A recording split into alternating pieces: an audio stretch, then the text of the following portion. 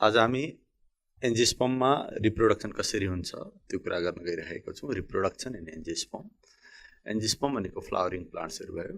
यो फ्लावरिङ प्लान्ट्समा दुई तरिकाले रिप्रोडक्सन हुन्छ। एउटा हो सेक्सुअल रिप्रोडक्सन, अर्को सेक्सुअल रिप्रोडक्सन। पहिला म यहाँहरुलाई सेक्सुअल रिप्रोडक्सनको बारेमा कुरा गर्छु अनि त्यसपछि सेक्सुअल रिप्रोडक्सनको कुरा गरौँला। सो दुई खालको रिप्रोडक्सन भयो। टाइप्स अफ रिप्रोडक्सन भन्दाखेरि एउटा सेक्सुअल रिप्रोडक्सन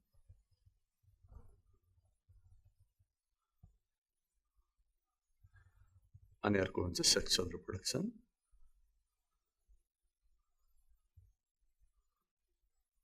सेक्सुअल रिप्रोडक्सनलाई हामी भेजिटेटिभ प्रोपागेसन पनि भन्छौं।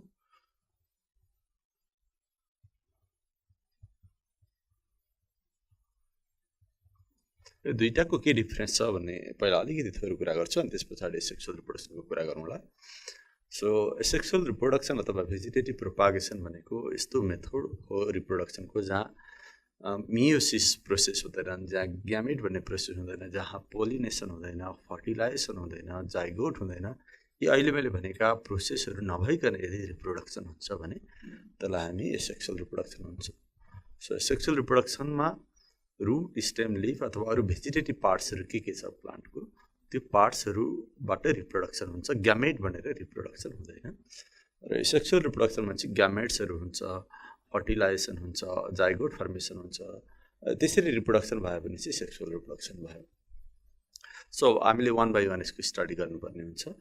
पहिला म सुरु गर्दैछु सेक्सुअल रिप्रोडक्सन। सेक्सुअल रिप्रोडक्सन ल डेफिनेसन लेख्दाखेरि हामीले कसरी लेख्नु पर्यो भन्दाखेरि reproduction by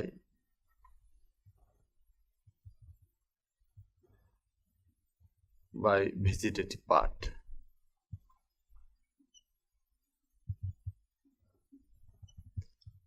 parts of plant like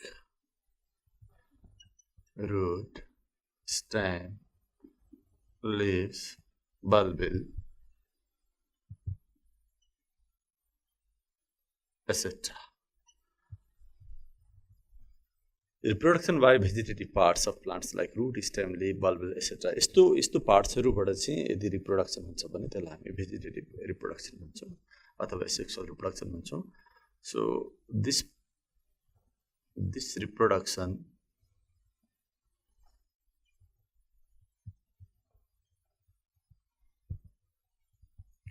does not involve the processes like pollination, gametogenesis, fertilization,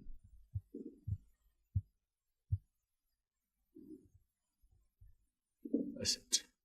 यस्तो प्रोसेसहरु चाहिँ हुँदैन। यदि यो प्रोसेसहरु भयो भने चाहिँ जहाँ पोलिनेसन हुन्छ, ग्यामेटोजेनेसिस हुन्छ, फर्टिलाइजेसन हुन्छ, यस्तो प्रोसेसहरु हुन्छ भने त चाहिँ सेक्सुअल रिप्रोडक्सन छ। र यो सेक्सुअल रिप्रोडक्सनमा this reproduction does not involve the processes like this. अब यो सेक्सुअल रिप्रोडक्सन अघि मैले बताइसके डिफरेन्ट भेजिटेटिभ पार्ट्सहरुबाट हुने गर्छ।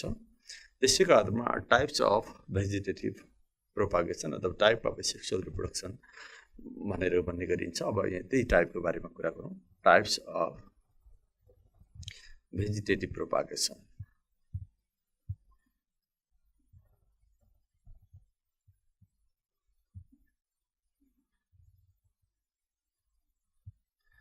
अब यो भेजिटेटिभ प्रोपागेसनका डिफरेन्ट टाइप्सहरु हुन्छ। मेनली अब यसरी लेखौँ हामी भेजिटेटिभ प्रोपागेसन। मैले यहाँ भेजिटेटिभ प्रोपागेसन भने सर्टकटमा उनी डिफरेन्ट मेथड्सहरु छन्, डिफरेन्ट पार्ट्सहरुबाट हुन्छ। जस्तो कि यहाँ मैले लेखे रूटबाट भेजिटेटिभ प्रोपागेसन हुन्छ, स्टेमबाट हुन्छ,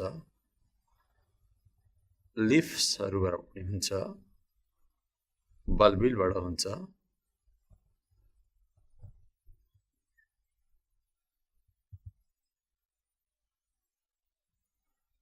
यी डिफरेन्ट भेजिटेटिभ स्ट्रक्चर्सहरु हुन् जसबाट रिप्रोडक्सन हुन्छ। त्यहीबाट टाइप्स अफ भेजिटेटिभ रिप्रोडक्सन भनेको reproduction by root, reproduction by stem यसरी बुझ्नुपर्ने हुन्छ। र स्टेम पनि अनेक खालको स्टेमहरु हुन्छ। सबै प्लान्टमा एकै खालको स्टेम हुँदैन। कुनै प्लान्टमा अन्डरग्राउन्ड स्टेम हुन्छ, त्यसले पनि भेजिटेटिभ रिप्रोडक्सन गर्छ। कुनै प्लान्टमा सब एरियल स्टेमहरू हुन्छ, यिनीहरूले पनि भेजिटेटिभ प्रोपागेसन गर्छ। कुनै प्लान्टमा, धेरै जसो प्लान्टमा त एरियल स्टेम नै हुन्छ, यसले पनि कुनै एरियल स्टेमले भेजिटेटिभ प्रोपागेसन गर्छ। धेरै जसो भेजिटेटिभ प्रोपागेसनमा इन्भल्भ हुने स्टेमहरू भनेको चाहिँ अन्डरग्राउन्ड स्टेम र सब एरियल स्टेमहरू हुन्छ। केही सर्टेन प्लान्टहरूको मात्रै एरियल स्टेमबाट भेजिटेटिभ प्रोपागेसन हुने गर्दछ। यसरी यो different types of vegetative propagation अथवा different methods of vegetative propagation मैले यहाँ लेखेँ, यहाँ VP भनेर लेखेको छु, यसलाई भने भेजिटेटिभ प्रोपागेसन भन्न खोजेको। So vegetative propagation by root or stem or leaves or bulbil, अनि स्टेममा पनि underground stem, sub aerial stem, aerial stem. अब यसका पनि अनेक टाइपहरू छन्। अन्डरग्राउन्ड स्टेमका पनि टाइप छ, सब एरियल स्टेमका पनि टाइपहरू छन्।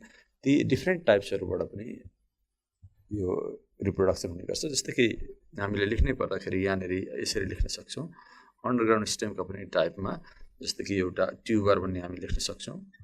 ट्युबर होला, CORM कम भन्ने हुन्छ, BULB बल भन्ने हुन्छ, राइजम भन्ने हुन्छ। त्यस्तै सब एरियल स्टेमका पनि अनेक टाइपहरू हुन्छन्।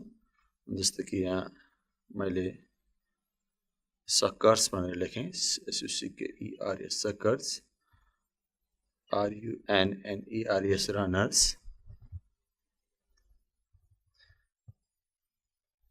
STOLN stolen, OFFSCT, यी different type of sub aerial स्टेमहरू हुन्।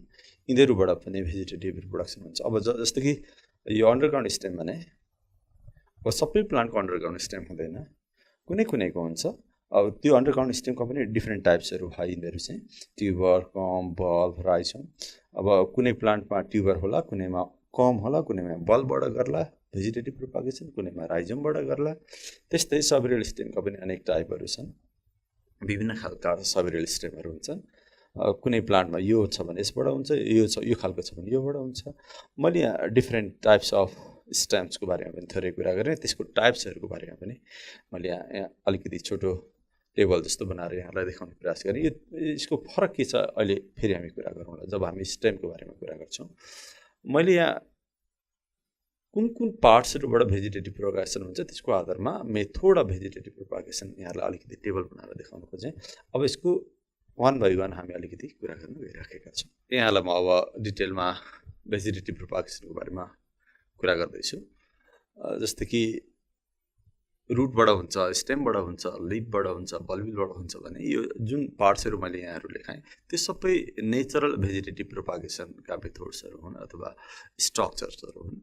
सो त्यही भएर भेजिटेटिभ प्रोपागेसनलाई दुईवटा टाइपमा पनि फेरि बाँडेको छ। एउटा नेचरल्ली हुने अनि हामी आफैले गर्ने त्यो आर्टिफिसियल भेजिटेटिभ प्रोपागेसन हुन्छ, हामीले आफैले गऱ्यौँ भने चाहिँ। यहाँ मैले कुरा गर्न खोजेको चाहिँ नेचरल भेजिटेटिभ प्रोपागेसनको बारेमा हो। प्लान्टको आफ्नै रुट, स्टेम, लिफ अथवा बल्बिललाई युज गरेर प्लान्टले रिप्रोडक्सन गर्यो भने त्यो चाहिँ नेचरल भेजिटेटिभ प्रोपागेसन। योभन्दा अगाडि बनाएको जुन हामीले टेबल बनायौँ त्यो नेचरल भेजिटेटिभ प्रोपागेसनकै टेबल थियो। सो त्यसैको एउटा टाइप थियो रुट। हामीले अघि त्यो टेबलमा रुट बनाएर देखाइसकेका छौँ। सो रुट, अब हामीले यसमा खासै धेरै कुरा गर्नु परेन। रुटबाट पनि प्लान्टले आफै नयाँ प्लान्ट बनाउँछ, नेचरल हामी कुरा गर्दैछौँ। कुनै प्लान्टको रुटबाट फेरि अर्को एउटा प्लान्ट फलायो भने त्यही हो नेचरल भेजिटेटिभ प्रोपागेसन। जस्तै कि यसमा हामीले एक्जाम्पल मात्रै सम्झे पुगिहाल्छ। जस्तो कि कुन प्लान्टको रुटबाट नयाँ प्लान्ट फलाउँछ हामीले पनि देखे हुनसक्छ हाम्रो गाउँघरमा, खेतमा, जङ्गलमा। कमली एउटा सिसो भन्ने प्लान्ट छ, SISO सिसो भन्छ हामी यसलाई, दलबर्जिया भन्छ, दलबर्जिया। यो दलबर्जिया भन्ने सिसो यसको ठुलो रुट हुन्छ अनि त्यसको स्टेमलाई काटेर फर्निचरहरू बनाइन्छ। त्यो प्लान्टको रुटहरू हेऱ्यो भने ठुलो प्लान्ट अनि त्यो प्लान्टको रुटहरू फिजारिएको हुन्छ, अन्डरग्राउन्ड हुन्छ, प्लान्ट रुटहरू सबै फिजारिएको हुन्छ। अनि त्यो रुटबाट सानो पर पुगेको रुटहरूबाट, जस्तो कि अलिकति यहाँ मैले देखाउने प्रयास गरेँ, यो सपोज यो स्टेम भयो प्लान्टको, यो सोइलको सर्फेस भयो। यसरी यो रुटहरू धेरै ब्रान्च भएर टाढा टाढासम्म यसरी निक्लिराखेको हुन्छ। यो मेन रुट यतातिर हुन्छ मानिलिउँ, अनि यसैबाट अनेक रुटहरू निक्लिरहेको हुन्छ। यसरी मानिलिउँ यसरी रुटहरू निक्लिरहेछ।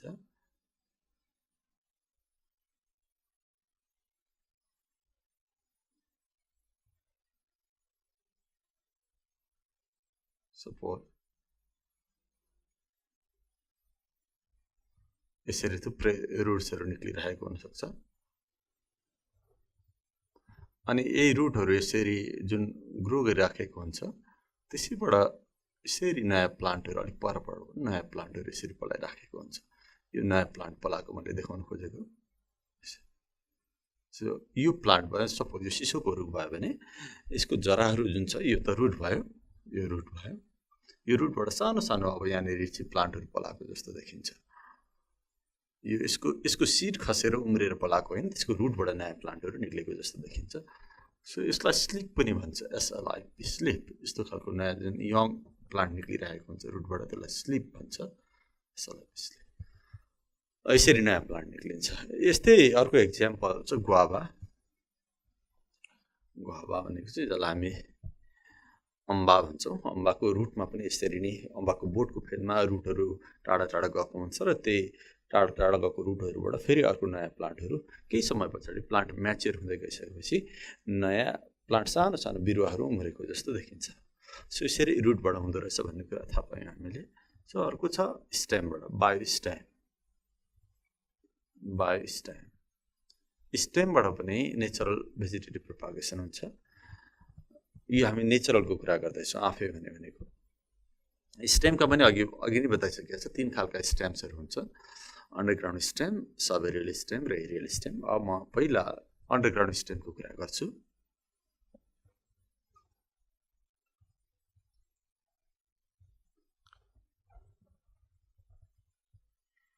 अन्डरग्राउन्ड स्टेममा पनि डिफ्रेन्ट टाइप्सहरू हुन्छ भनेर अघि मैले बताइसकेको थिएँ।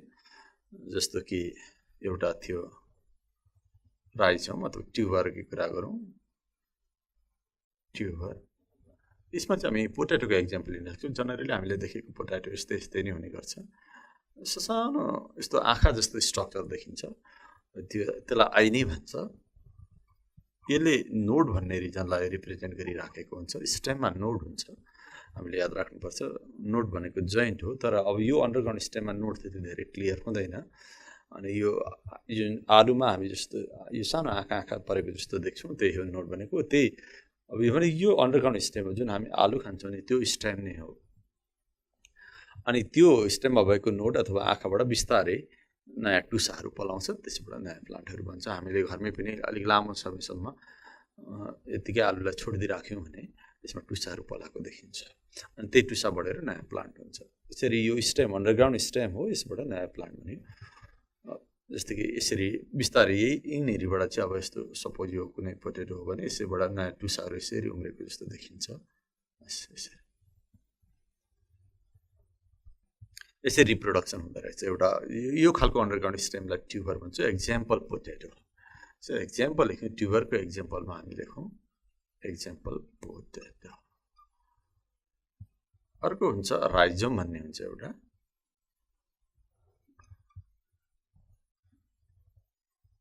राइजोम पनि अन्डरग्राउन्ड स्टेम हो। यसको एक्जाम्पलमा हामी जिन्जरलाई लिन सक्छौँ, अदुवालाई।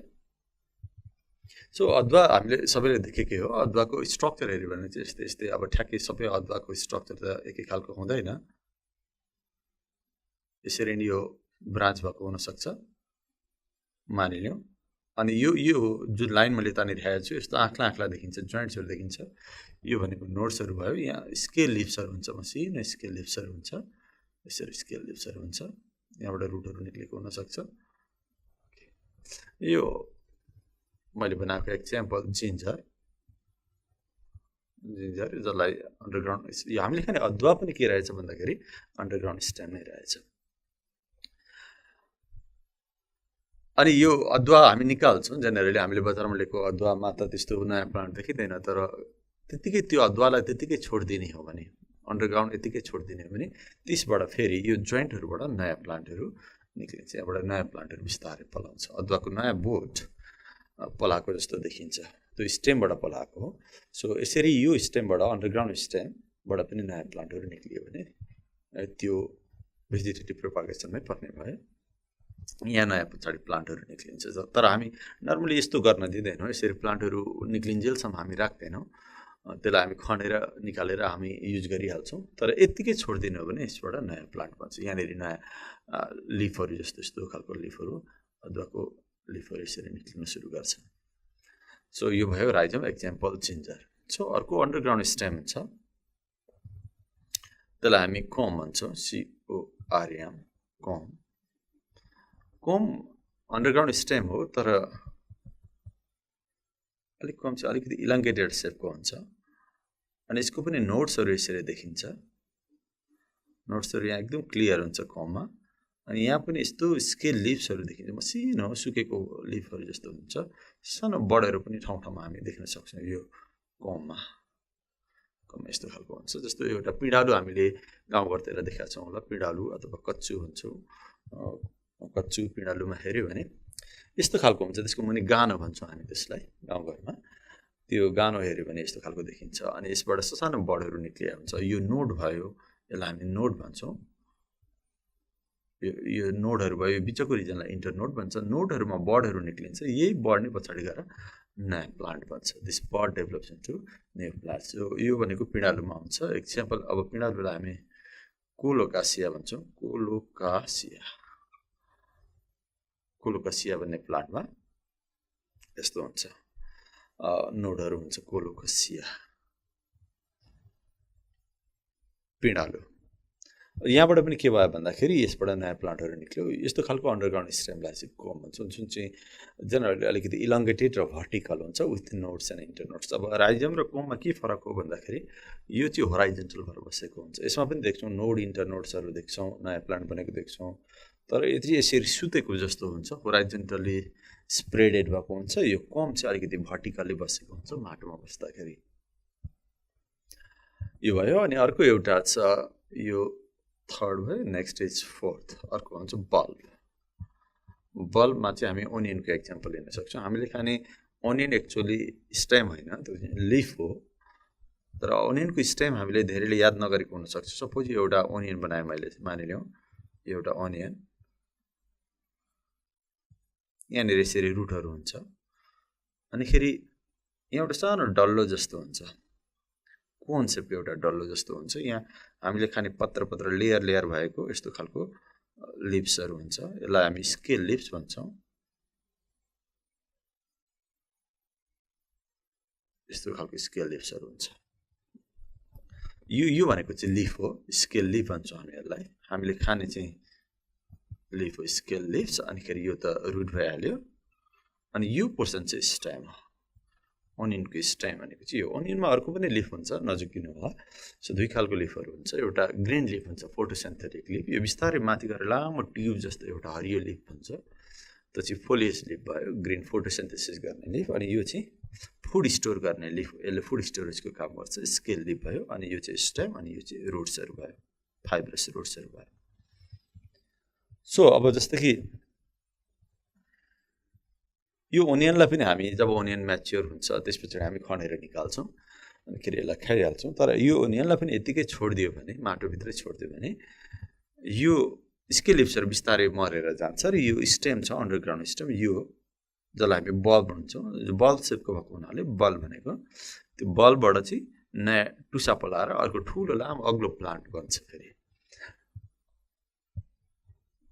त्यसरी नयाँ प्लान्ट बन्छ यो स्टेम अन्डरग्राउन्ड स्टेमबाट यो bulb which is now underground and covered by scale lips तर यत्तिकै छोडिदियो भने मात्रै है माटोमा हामीले यत्तिकै छोडिदियो भने मात्रै यस्तो हुन्छ त्यसबाट नयाँ यो स्टेम नै यो बल्ब नै बढेर नयाँ अर्को लामो त्यहाँनिर मैले देखाए जति नै 2-3 फिट अग्लो एउटा सानो भेजिटेटिभ सुट बन्ने गर्छ लिफहरू भएको ब्रान्चहरू भएको सुटहरू बन्छ त्यसको माथि फ्लावरहरू हुन्छ सो एनिवे मैले बताउन खोजेको यो खालको अन्डरग्राउन्ड स्टेमले बल्ब भन्छ यसबाट पनि नयाँ प्लान्ट बन्दो रहेछ यी अहिले मैले कुरा गरेँ यहाँहरूलाई के अन्डरग्राउन्ड स्टेमको बारेमा ट्युबर राइजम कोम बल्ब सो यसको एक्जाम्पलमा हामी ओनियन लेख्न सक्छौँ ओनियन सो यो भयो अन्डरग्राउन्ड स्टेमहरू। अब म यहाँहरूलाई सब एरियल स्टेमहरूको बारेमा कुरा गर्छु।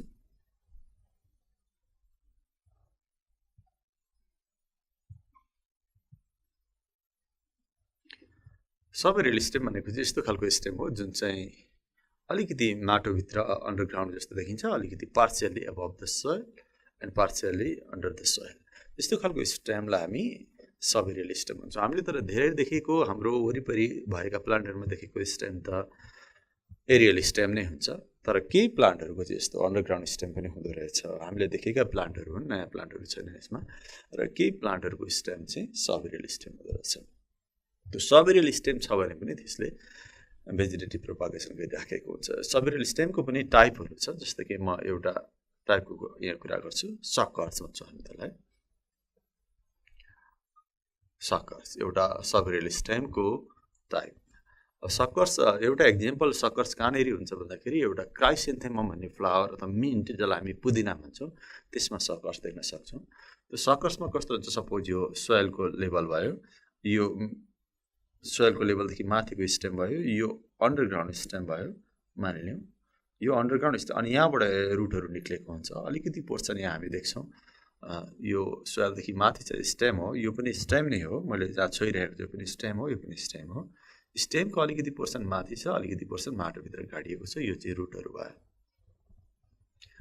अनिखेरि अब यो अन्डरग्राउन्ड पोर्सनबाट चाहिँ एउटा अब्लिक ब्रान्च निक्लिन्छ, यस्तो खालको एउटा बाङ्गो एउटा हाँगा जस्तो निक्लिन्छ। एकछिन सिधा यो होराइजेन्टली केही समय यतातिर जान्छ अनि फेरि माथि निक्लिन्छ। माथि निक्लेर यो नयाँ प्लान्टमा डेभलप हुन्छ। मानिलिउँ यसरी नयाँ प्लान्टमा डेभलप हुन्छ। यो यस्तो बाङ्गो परेको जुन हाँगा निक्लेको छ यसैलाई भन्छ सकर्स। यसरी यो सब एरियल स्टेमबाट पनि, जस्तो कि यो पनि ब्रान्च नै हो, यो स्टेम नै हो, यो पोर्सन, यो स्टेमको यो पोर्सन जुन बाङ्गो हाँगा छ, यो यति पोर्सन चाहिँ माटोभित्र छ, यति पोर्सन चाहिँ बाहिर निक्ल्यो अनि नयाँ प्लान्ट बनायो। यसरी यस्तो खालको रिप्रोडक्सन भयो भने यसलाई हामी भेजिटेटिभ प्रोपागेसन भन्छौँ। तर यो कुन खालको भन्दाखेरि अन्डरग्राउन्ड सब एरियल स्टेमबाट भएको भेजिटेटिभ प्रोपागेसन हो। त्यसको पनि एउटा टाइप सकर्स। सकर्समा चाहिँ मुनिको सोइलभित्रबाट निक्लिन्छ अनि फेरि बाहिर बाङ्गो भएर निक्लिन्छ, obliquely comes above the ground. So example मैले बताएँ, यसलाई मिन्ट भनेर हामी लेखौँ, एउटा भयो। अर्को हुन्छ रनर, RUNNERS, रनर्स। रनर्स चाहिँ जस्तो कि यसको एक्जाम्पल दुबो हुन्छ। रनर्स सपोज यो सोइलको सर्फेस भयो, रनर्सहरू यसरी ग्रो भएर सपोज यो स्टेमहरू भयो, यसरी हामी दुबोको लिफहरू बनायो भने यसरी यो स्टेमहरू भयो, यसरी लिफहरू निक्लिराखेको हुन्छ। अनिखेरि ठाउँ ठाउँमा जस्तो कि मैले यहाँ भन्दा यो दुबो फैलिँदा कसरी फैलिन्छ भन्दाखेरि यसरी भयो, दुबो यसरी फैलिरहेको छ। ठाउँ ठाउँमा के हुन्छ भन्दाखेरि यसको नोड इन्टरनोड हुन्छ, त्यो नोड भएको ठाउँबाट चाहिँ रुटहरू निक्लिन्छ, त्यो रुटले सोइललाई यसरी पक्रिराखेको हुन्छ। यसरी यो ब्रान्च पनि हुनसक्छ, यसरी ब्रान्च हुन्छ, फेरि ब्रान्च भएर पनि फेरि यहाँ नोड हुन्छ, यहाँबाट फेरि रुटहरू निक्लिन्छ, यसले पनि माटोलाई समाउँछ। यसरी यो भनेको चाहिँ ठाउँ ठाउँमा यो रुटले गर्दाखेरि चाहिँ यो जुन रुटहरू निक्लियो, यो रुटले गर्दा यो पोर्सन चाहिँ माटोभित्र गएको हुन्छ, यो पोर्सन चाहिँ फेरि अलिकति बाहिर जस्तो देखिन सक्छ। यो पोर्सन माटोभित्र, यो पोर्सन रुट भएको निर चाहिँ अलिकति माटोभित्र गएको हुन्छ, फेरि बाहिर निक्लेको हुन्छ। यसरी सोइलको सर्फेसमा यो कुदिराखेको हुन्छ बाई प्रोड्युसिङ रुट्स। सो यस्तो खालको सब एरियल स्टेमलाई चाहिँ हामी रनर भन्छौँ। एक्जाम्पल दुब ग्रास भन्छौँ, यसलाई साइनोडोन भन्छ, साइनोडोन डक्टाइलन भन्छ, दुब ग्रास, DOOB, दुब ग्रास भनेर भन्छौँ हामी।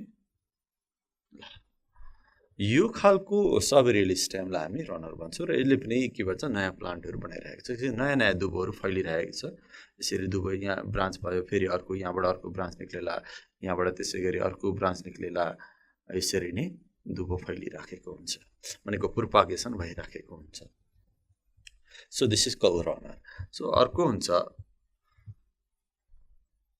स्टोलन भन्ने हुन्छ एउटा, STOLN, स्टोलन। स्टोलनमा चाहिँ हामी एउटा स्ट्रबेरीको एक्जाम्पल लिन सक्छौँ। जस्तो कि स्ट्रबेरीको सानो प्लान्ट हुन्छ, सपोज यो, अब सबै फिगर त यहाँ बनाउन सम्भव छैन, सपोज यो स्ट्रबेरीका प्लान्टका ब्रान्चेसहरु हुन् सानो सानो लिप्सहरु हुन्छ त्यहाँ यस्तो खालको लिप्सहरु हुन्छ मानिलियौं यस्तो खालको लिप्सहरु हुन्छ त्यस्तै गरी यहाँ सबैमा त्यस्तै हुन्छ यसको रुटहरु मुनिपटि हुन्छ यो सोइलको सरफेस भयो अनि कुनै एउटा ब्रान्च यसरी बेन्ड भएर माटोतिर आउँछ यसरी यहाँ हामी देख्छौं यसरी अनि माटोमा छुन्छ यो ब्रान्च भनेको स्टेम हो माटोमा छुन्छ अनि माटोमा छुइसकेपछि यसबाट के हुन्छ जब स्टेमको टुप्पाले माटोमा छुन्छ त्यसबाट फेरि नयाँ स्ट्रबेरीका प्लान्टहरु पलाउँछन् यहीबाट यसरी फेरि त्यसै गरी अनि यसको पनि कुनै एउटा स्टेमले यसरी माटोमा छुन्छ अनि त्यसबाट फेरि नयाँ प्लान्टहरु बनाउँछ यसरी स्ट्रबेरी यसरी फैलिँदै जान्छ यो जुन बाङ्गेको आर्क जस्तो यस्तो कर्भ जस्तो एउटा ब्रान्च देख्छौं हामी यसैलाई नै स्टोलन भन्छ स्टोलन यसबाट प्रोपागेसन भइरहेको छ एउटा स्ट्रबेरी थियो यसबाट अब दुईटा भयो अर्को भयो यसबाट फेरि त्यस्तै निक्लियो अर्को भयो यसरी स्टोलनहरु निक्लेको हुन्छ जसले माटोमा छुन्छ अनि त्यो जहाँ छुन्छ त्यहाँबाट फेरि मुनिपट्टि रुटहरु निक्लिन्छ माथिपट्टि अनि ब्रान्चेसहरु निक्लिन्छ यसरी with the help of stolon also vegetative propagation हुन्छ भनेको प्लान्ट फैलिँदै जान्छ सो एक्जाम्पल मैले भने स्ट्रबेरी STRAWBERRY स्ट्रबेरी अर्को एउटा अफसेट भन्ने हुन्छ अफसेटमा चाहिँ कस्तो हुन्छ भन्दाखेरि ठ्याक्कै यस्तै कन्डिसन हुन्छ यो चाहिँ एक्वाटिक प्लान्टमा हुन्छ अफसेट भनेको चाहिँ जस्तै कुनै प्लान्टमा प्लान्टलाई हामीले पोखरीमा देखेका छौं भने त्यो सानो थुङ्गा जस्तो सानो झुप्प परेको प्लान्ट हुन्छ त्यो प्लान्टहरुको जस्तो कि सानो प्लान्टहरु म एउटा सानो फिगर जस्तो बनाउँछु ल एउटा कुनै एउटा प्लान्ट हो जुन वाटरमा फ्लोट भइराखेको छ यस्तो धेरै रुट्सहरु निक्लेको हुन्छ यस्तो प्लान्टलाई पिस्टिया भन्छ न त अरु धेरै हुन्छन् इकोर्निया भनेको पनि यस्तै हुन्छ यसरी यो अफसेटबाटै प्रोपागेसन भएको हुन्छ यो चाहिँ वाटरको लेभल मानिलियौं वाटरको लेभल अनि यहाँनिर स्टेम हुन्छ मेन स्टेम चाहिँ मैले जुन सेड गरे अहिले ब्ल्याक कलरले त्यहाँनिर यो रुट भयो यो स्टेम भयो यो लिफ भयो यसरी अनि यो जुन स्टेम छ यसबाट एउटा लामो एउटा ब्रान्च जस्तो निक्लिन्छ त्यो ब्रान्च अलिक पर पुग्छ त्यसबाट फेरि नयाँ प्लान्ट बन्छ यसरी अनि यसको मेन स्टेम यहाँनिर हुन्छ यसरी फेरि त्यसै गरी यो सपोज यो वाटरको सरफेसमा फेरि अर्को यस्तै एउटा ब्रान्च जस्तो निक्लिन्छ अनि अलिक पर पुगेर फेरि अर्को यस्तै नयाँ प्लान्ट बनाउँछ with roots inside the water अनि यो चाहिँ स्टेम यो जुन बिचको कनेक्टिङ ब्रान्च जस्तो देखियो यसैलाई अफसेट भन्छ सो यसबाट रिप्रोडक्सन भइरहेको छ यो अफसेट बनेको कारणले नयाँ प्लान्ट यसरी फैलिँदै गइरहेको हुन्छ यो र उस्तै देखियो यो चाहिँ अब टेरेस्ट्रियल एरियामा भयो सोइलको सरफेसमा भयो यो चाहिँ वाटरको सरफेसमा भयो सो मैले यहाँ केही सबेरियल स्टेमहरुको कुरा गरे र तिनीहरुबाट रिप्रोडक्सन कसरी हुन्छ भन्ने कुराहरु देखाए यसको एउटा एक्जाम्पल म लेख्दिन्छु पिस्टिया पिस्टिया भन्ने प्लान्टमा यसरी रिप्रोडक्सन हुन्छ इकोर्निया भन्ने प्लान्टमा यसरी नै रिप्रोडक्सन हुन्छ अहिले मैले नेचुरल भेजिटेटिभ प्रोपागेसन पढाइरहेको छु रुटबाट हुन्छ स्टेमबाट हुन्छ स्टेमका पनि अनेक टाइप छ अनि एउटा अन्डरग्राउन्ड स्टेमका टाइप्सहरु मैले यहाँ देखेको छु सबेरियल स्टेमका टाइप्सहरु मैले यहाँ लेखेर देखाएँ अर्को एउटा हुन्छ एरियल स्टेम मैले यहाँ यहीबाट सक्ने विचार गरे सपोज यहाँ एरियल स्टेम कुनै प्लान्टहरुको एरियल स्टेमबाट पनि भेजिटेटिभ प्रोपागेसन हुन्छ मैले अघि नै एकचोटी भनिसकेको छु कि एरियल स्टेमबाट भेजिटेटिभ प्रोपागेसन चाहिँ कमै प्लान्टको मात्रै हुन्छ तर पनि हुन्छ केही प्लान्टको चाहिँ हुन्छ धेरै जसो स्टेमबाट भेजिटेटिभ प्रोपागेसन हुने भनेको चाहिँ अन्डरग्राउन्ड स्टेम र सबेरियल स्टेम हुँदो रहेछ अब अर्को रहेछ मलाई यसरी यहाँलाई सजिलोको लागि मैले एबी भनेर लेखिदिएँ यो ए भनिदिउँ यसलाई बी भन्यो यो सी सो एरियल स्टेम कुनबाट हुन्छ भन्दा यहाँ एक्जाम्पलको रूपमा हामी लेख्न सक्छौं कि क्याक्टस भनेर यहाँहरुले सुन्नुभएको होला अपुन्टिया भन्छौं CACTUS क्याक्टस OPUNTI अपुन्टिया भने यो साइन्टिफिक नेम हो क्याक्टसको सिउँडी भन्छ गाउँघरतिर त्यो सिउँडीको रिप्रोडक्सन हेर्यो भने यो एरियल स्टेमबाट हुन्छ जस्तो कि सिउँडीको बोर्ड अथवा यो क्याक्टसको बोर्ड यहाँहरुले देख्नु भएको छ भने जस्तो कि यो सोइलको सर्फेस भयो, यहाँबाट यस्तो खालको यो जुन फ्ल्याट स्ट्रक्चर मैले बनाइरहेको छु यो लिफ जस्तो देखिन्छ। यो लिफ होइन, यो यसको स्टेम हो। यसरी यस्तो खालको स्ट्रक्चर यहाँहरूले देख्नु भएको होला सिउँडीको बोटमा। यहाँनिर यहाँ काँडै काँडा हुन्छ, थुप्रै काँडै काँडा हुन्छ। यो काँडा भनेको चाहिँ लिफ हो, सिउँडीको काँडा भनेको एक्चुअली लिफ हो। जुन लिफ जस्तो देखिन्छ त्यो चाहिँ स्टेम हो। अनि यहाँ मुनि रुटहरू हुन्छ। सो यो जुन फ्ल्याट स्ट्रक्चर देख्छु नि, जस्तो यो ग्रिन हुन्छ, यो हरियो हुन्छ, यो स्टेम भने मैले यो ग्रिन हुन्छ। यो स्टेमको अलिक म्याच्योर हो, क्याक्टस अलिकति म्याच्योर भएपछि यहाँ सानो यस्तो बर्डहरू जस्तो देखा पर्छ, यस्तो डल्लो डल्लो देखा पर्छ, सानो सानो डल्लोहरू पलाएको जस्तो देखिन्छ। यो स्टेम हो, स्टेम नै ब्रान्च भइरहेको छ। अनि यो डल्लो जस्तो स्ट्रक्चर जुन निक्लेको छ त्यो चाहिँ डिट्याच हुन्छ, भुइँमा खस्छ। यो भुइँमा खस्छ, मानिलिनु यो भुइँमा खस्छ, अनि यसैबाट फेरि बढ्दै बढ्दै नयाँ क्याक्टस बन्छ। सो यहाँ चाहिँ के भयो भन्दाखेरि एरियल स्टेमबाट रिप्रोडक्सन भयो आफै। सो यसरी पनि रिप्रोडक्सन हुँदो रहेछ। एक्जाम्पल मैले बताएँ यहाँलाई क्याक्टस। सो अहिलेसम्म मैले के बताएँ भन्दाखेरि नेचरली भनेको प्लान्ट आफैले कसरी रुटबाट स्टेमबाट रिप्रोडक्सन गर्छ भन्ने कुराहरू यहाँलाई बताएँ। रुटको एक्जाम्पल मैले यहाँ लेखिदिएको छ। यहाँ स्टेमको टाइपहरू 3 different types A, B and C र त्यसको एक्जाम्पल सहित मैले यहाँहरूलाई बताएँ। अब लिफबाट कसरी रिप्रोडक्सन हुन्छ म यहाँहरूलाई बताउँछु। अब म यहाँहरूलाई natural vegetative propagation by lives, लिफबाट पनि कसरी नयाँ प्लान्ट बन्छ, प्लान्टले प्लान्ट बनाउँछ भन्ने कुराहरू यहाँहरूलाई बताइरहेको छु। सो लिफ भनेको एउटा भेजिटेटिभ पार्ट्स भयो। नर्मली धेरै प्लान्टहरूमा लिफबाट रिप्रोडक्सन हुँदैन, लिफबाटै नयाँ प्लान्ट बनाउने आफै पनि प्लान्टले नेचुरल्ली यस्तो कमै हुन्छ। तर केही प्लान्टहरूमा हामी यो प्रोसेस पनि देख्छौँ, यो तरिकाले पनि भेजिटेटिभ प्रोपागेसन भएको देख्छौँ। सो रिप्रोडक्सन बाई लिभ्समा चाहिँ हामी 1-2वटा एक्जाम्पल हेरौँ। पहिला एक्जाम्पलको कुरा गरौँ। यो एउटा ब्रायोफाइलम भन्ने प्लान्ट यहाँले देख्नु भएको होला, ब्रायो PHYLLEM ब्रायोफाइलम भन्ने एउटा प्लान्ट हुन्छ। यो प्लान्टको लिफ एकदम मोटो हुन्छ, यहाँले सायद देख्नु पनि भएको हुनसक्छ। यो यतिकै बाटाको छेउछाउमा पनि उम्रिराखेको हुन्छ, खेतमा पनि उम्रिराखेको हुन्छ। धेरै मान्छेहरूले यसलाई गमलामा रोपेको पनि हुन्छ। यो सानो गमलामा रोप्ने प्लान्ट हो, यतिकै खेतमा पनि उम्रिएको हुन्छ र यसको लिफ असाध्यै मोटो हुन्छ। यसरी त्यो लिफलाई थिच्यो भने किचिक्क पानी पनि निस्किन्छ, त्यस्तो खालको लिफ भएको प्लान्ट हो यो ब्रायोफाइलम। अनि के त्यो ब्रायोफाइलमको लिफ हेऱ्यो भने मैले यो लिफबाट रिप्रोडक्सन कहाँ हुन्छ भन्दाखेरि ब्रायोफाइलममा हुन्छ भने, ब्रायोफाइलमको मानिलिउँ यो सपोज लिफ हो, यो अलिक यस्तो खालको त हुँदैन, लिफ अलिक वेभी नेचरको हुन्छ, अलिक वेभी नेचरको लिफ हुन्छ मानिलिउँ। यस्तो खालको लिफहरू हुने गर्छ ब्रायोफाइलममा। यो ब्रायोफाइलमको अलिकति पोर्सन मात्रै मैले बनाइराखेको छु। यो गमलामा रोपेको छ भने मानिलिउँ नि, यो कुनै एउटा गमलामा रोपेको ब्रायोफाइलम भयो सपोज। यो लिफ भयो, यो लिफको मार्जिन भयो नि, यो मार्जिन जहाँनिर यो भेन्सहरू टक्क यसरी इन्ड भएको हुन्छ, यसरी यहाँ मार्जिनमा जहाँ भेनहरू इन्ड भएको हुन्छ त्यो ठाउँमा सानो सानो लिफहरू हामी देख्न सक्छौँ। अनि त्यो लिफ बढ्दै गएर मुनिपट्टि यसको जरा पनि यसरी हुन्छ, यो आँखैले देखिन्छ। ब्रायोफाइलमको लिफको मार्जिनमा, म्याच्योर लिफको मार्जिनमा सानो लिफ र रुटहरू भएको सानो प्लान्ट नै टाँसेको जस्तो देखिन्छ। यसरी लिफमा नयाँ प्लान्ट तर असाध्यै सानो हुन्छ, असाध्यै सानो हुनाले आँखाले देखिन्छ।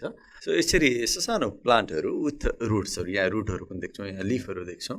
यो लिफमा ठुलो हुन्छ, यो लिफ चाहिँ निकै ठुलो हुन्छ, त्यो लिफमा यो सानो प्लान्टहरू टाँसेको हुन्छ र बिस्तारै यो प्लान्ट, यो सानो प्लान्टहरू छ, यो प्लान्ट यो लिफबाट डिट्याच हुन्छ र भुइँमा खस्छ। सपोज यो सोइल सर्फेस भयो, यहाँनिर आउँछ यो सानो त्यो, अनि यहाँनिर यदि सुइटेबल ठाउँ भयो भने त्यो रुटले माटोलाई समाउँछ अनि त्यसैबाट नयाँ ब्रायोफाइलमको प्लान्टहरू बन्छ। सो यसरी लिफबाट पनि के भयो भन्दाखेरि रिप्रोडक्सन भइराखेको पाइन्छ। ब्रायोफाइलम अरू प्लान्टहरूमा पनि हुन्छ। मैले यो बनाएको फिगर चाहिँ ब्रायोफाइलम के भयो, एरिएन्टम भन्ने एउटा हुन्छ, एडिएन्टम, यसलाई वकिङ फन पनि भन्छ। यसमा पनि यसरी नै हुन्छ, ठ्याक्कै यही प्रोसेस त हुँदैन तर लिफबाटै रिप्रोडक्सन हुन्छ। बेगोनिया भन्ने एउटा प्लान्ट हुन्छ, त्यसमा पनि हुन्छ। मैले यहाँलाई अहिले दुईवटा एक्जाम्पल दिएँ। एउटा एरिएन्टम, यो चाहिँ फन हो, एरिएन्टम भनेको एक खालको फन हो, वकिङ फन, वाल फन पनि भन्छ हामी यसलाई, वकिङ फन अथवा वाल फन पनि भन्छौँ। त्यसमा पनि रिप्रोडक्सन लिफबाटै हुन्छ। यो मैले ब्रायोफाइलमको एक्जाम्पल यहाँलाई देखाएँ। So this is how reproduction also occurs by leaves. Natural vegetative propagation also occurs by leaves. अर्को हुन्छ by bulbils. by bulbils. bulbilबाट पनि रिप्रोडक्सन हुन्छ।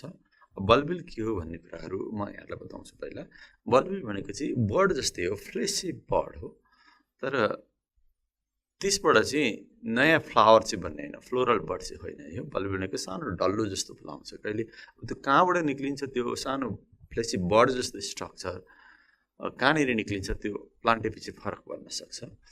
त्यही पनि त्यस्तो खालको सानो फ्लेसी बर्डहरू निक्लियो भने स्टेममा, त्यसलाई नै हामी बल्बिल भन्छौँ।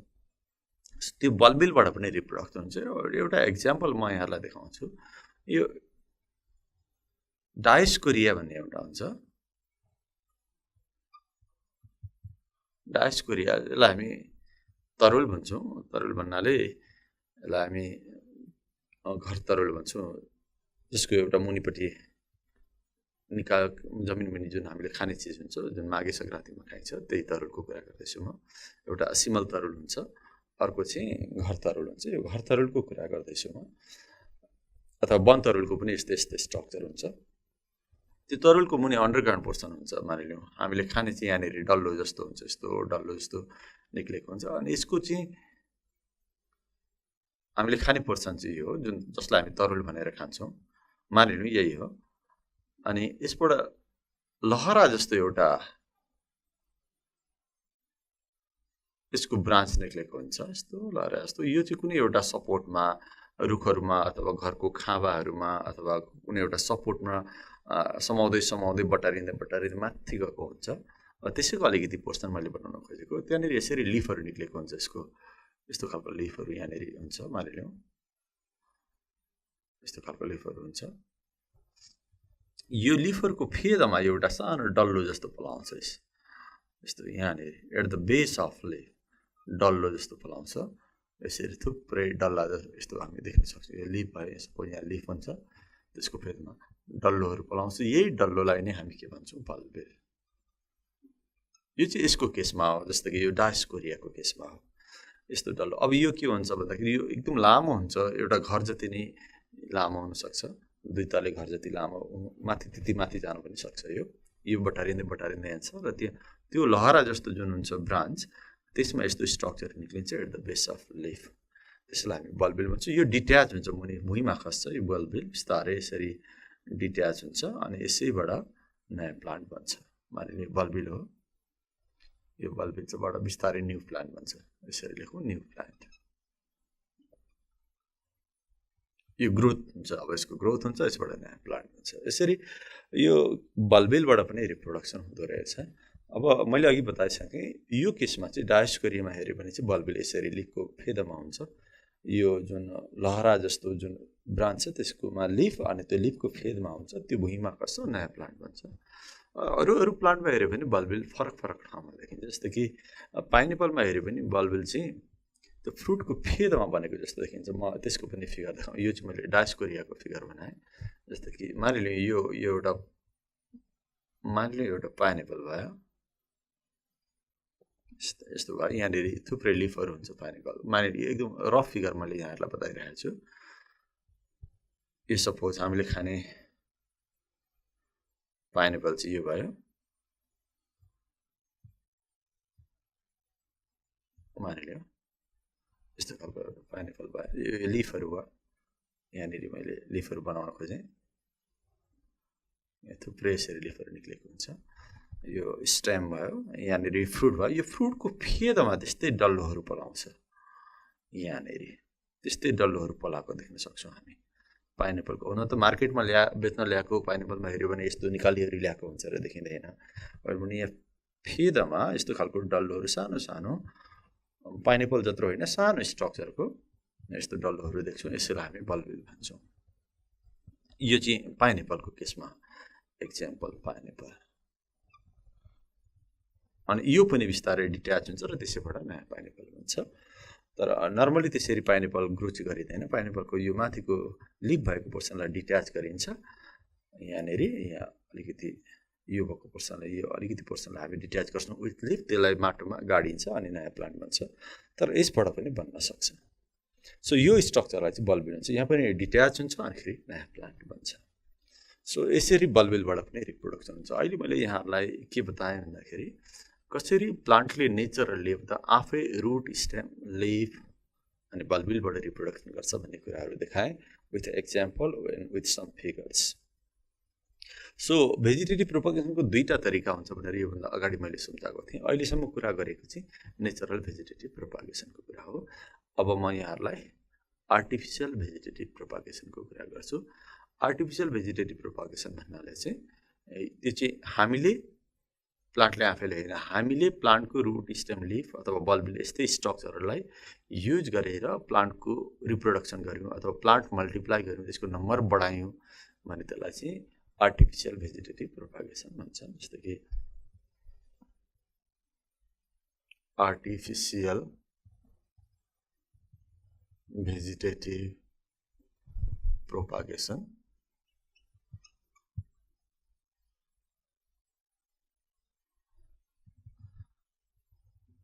यो चाहिँ हामीले गर्ने भनेर मैले यहाँलाई सम्झाइसकेँ यसका पनि डिफ्रेन्ट मेथड्सहरू छन् कसरी हामीले प्लान्टको रुट स्टेम अथवा लिफलाई युज गरेर अथवा अरू डिफ्रेन्ट मेथड्सहरूबाट चाहिँ आर्टिफिसियल्ली नयाँ प्लान्ट बनाउन सक्छौँ सिड युज गरेर सिड युज गर्न चाहिँ पाइँदैन आर्टिफिसियल भेजिटेटिभ प्रोपगेसनमा सिडलाई छरेर नयाँ प्लान्ट बनाउन पाइँदैन त्यो भनेको त सेक्सुअल रिप्रोडक्सनको प्रोसेस हुन्छ यदि हामीले सिड छरेर नयाँ प्लान्ट मार्यो भने त त्यो सेक्सुअल रिप्रोडक्सनकै एउटा पार्ट हुन्छ किनभने सिड बन्नु भनेको सेक्सुअल रिप्रोडक्सनबाट मात्रै सम्भव छ तर यहाँ चाहिँ हामीले सिड बाहेक अरू पोर्सनहरूलाई युज गरेर नयाँ प्लान्ट बनाउँछौँ हामी आफैले बनाउँछौँ यसका पनि डिफ्रेन्ट मेथड्सहरू छन् यसको मेथड्सहरूको केही लिस्ट बनाऊ अनि फेरि हामी कुरा गरौँला जस्तो कि different methods of artificial vegetative propagation एउटा कटिङ भन्ने प्रोसेस हुनसक्छ अर्को लेयरिङ भन्ने प्रोसेस हुन्छ यो लेयरिङ पनि दुईवटा हुन्छ एउटा ग्राउन्ड लेयरिङ भन्ने हुन्छ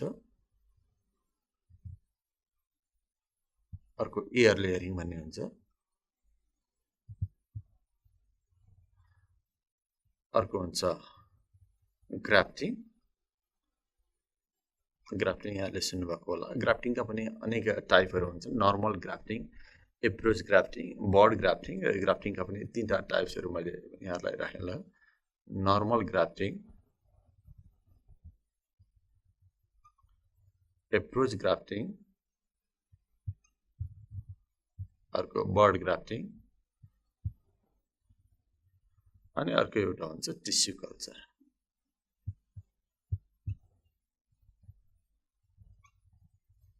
सो यहाँ मैले देखाएको चाहिँ these are the methods of artificial vegetative propagation अब हामी यसको बारेमा छोटो छोटो कुरा गर्छौँ cutting layering grafting tissue culture के हो यसको बारेमा हामी अब कुरा गर्छौँ अब म यहाँहरूलाई डिफ्रेन्ट आर्टिफिसियल भेजिटेटिभ प्रोपगेसनको बारेमा कुरा गर्न गइराखेको छु सो सुरु गरौँ कटिङबाट यो आर्टिफिसियल भेजिटेटिभ प्रोपगेसनका डिफ्रेन्ट मेथड्स मध्ये सबैभन्दा सजिलो मेथड भनेको कटिङ भयो अब सबै प्लान्टहरूमा कटिङ मेथडबाट हामी नयाँ प्लान्ट रिप्रोड्युस गर्न सक्दैनौँ केही सर्टेन प्लान्ट्सहरू छ जहाँ कटिङ एकदमै सक्सेसफुल मानिन्छ जस्तो कि हामीले गाउँघरतिर पनि हाम्रै घरतिर पनि गरे हुनसक्छ कि रोज प्लान्टबाट नयाँ रोज प्लान्ट फेरि बनाउनु पऱ्यो भने हामी त्यही पुरानो रोज प्लान्ट गुलाबको बोटको हाँगाहरू काट्छौँ अनि त्यो हाँगालाई लगेर माटोमा गाड्छौँ अनि त्यो गाडेको हाँगाबाट फेरि नयाँ रोज प्लान्टहरू निक्लिन्छ सो त्यसैलाई नै हामी कटिङ भन्छौँ सो यसको एक्जाम्पल सिम्पली एक्जाम्पल के रहेछ भन्दाखेरि एउटा हामीले देखेको रोज प्लान्टको हाँगाहरू काट्ने तरिका अनि अर्को हामी सुगर केन जुन छ उखु छ नि उखुको पनि हामी जब खाइसक्छौँ जसको स्टेमहरू खान्छौँ अनि टुप्पाको पोर्सन जुन हुन्छ जहाँ लिफहरू पनि हुन्छ र बडहरू निक्लेको हुन्छ त्यसलाई हामी काट्छौँ अलिकति फेदमा भन्नाले टुप्पोदेखि अलिकति मुनि काट्छौँ त्यहाँ केही बडहरू हुन्छ अनिखेरि त्यो पोर्सनलाई हामी माटोमा गाड्छौँ त्यसबाट नयाँ प्लान्ट निक्लिन्छ सो अर्को एक्जाम्पल हामी लिन सक्छौँ सुगर क्यान सो यो एकदमै हामीले देखिरहेको प्लान्टहरू रोज प्लान्ट सुगर क्यान प्लान्टहरू यी प्लान्टहरूको चाहिँ स्टेम कटिङ गरिन्छ स्टेमलाई काटिन्छ माटोमा गाडिन्छ अनि त्यसबाट नयाँ प्लान्ट बन्छ सो यसरी कटिङ गरेर पनि हामी नयाँ प्लान्टहरू बनाउन सक्छौँ हामी आर्टिफिसियलको कुरा गर्दैछौँ आर्टिफिसियल भनेको चाहिँ हामी आफैले प्रोड्युस गर्ने प्रोपागेसन भयो सो एउटा कटिङ भयो अर्को छ लेयरिङ दुई खालको हुन्छ भनेर अघि मैले बताइसकेँ अब म यहाँलाई सुरु गर्दैछु ग्राउन्ड लेयरिङको बारेमा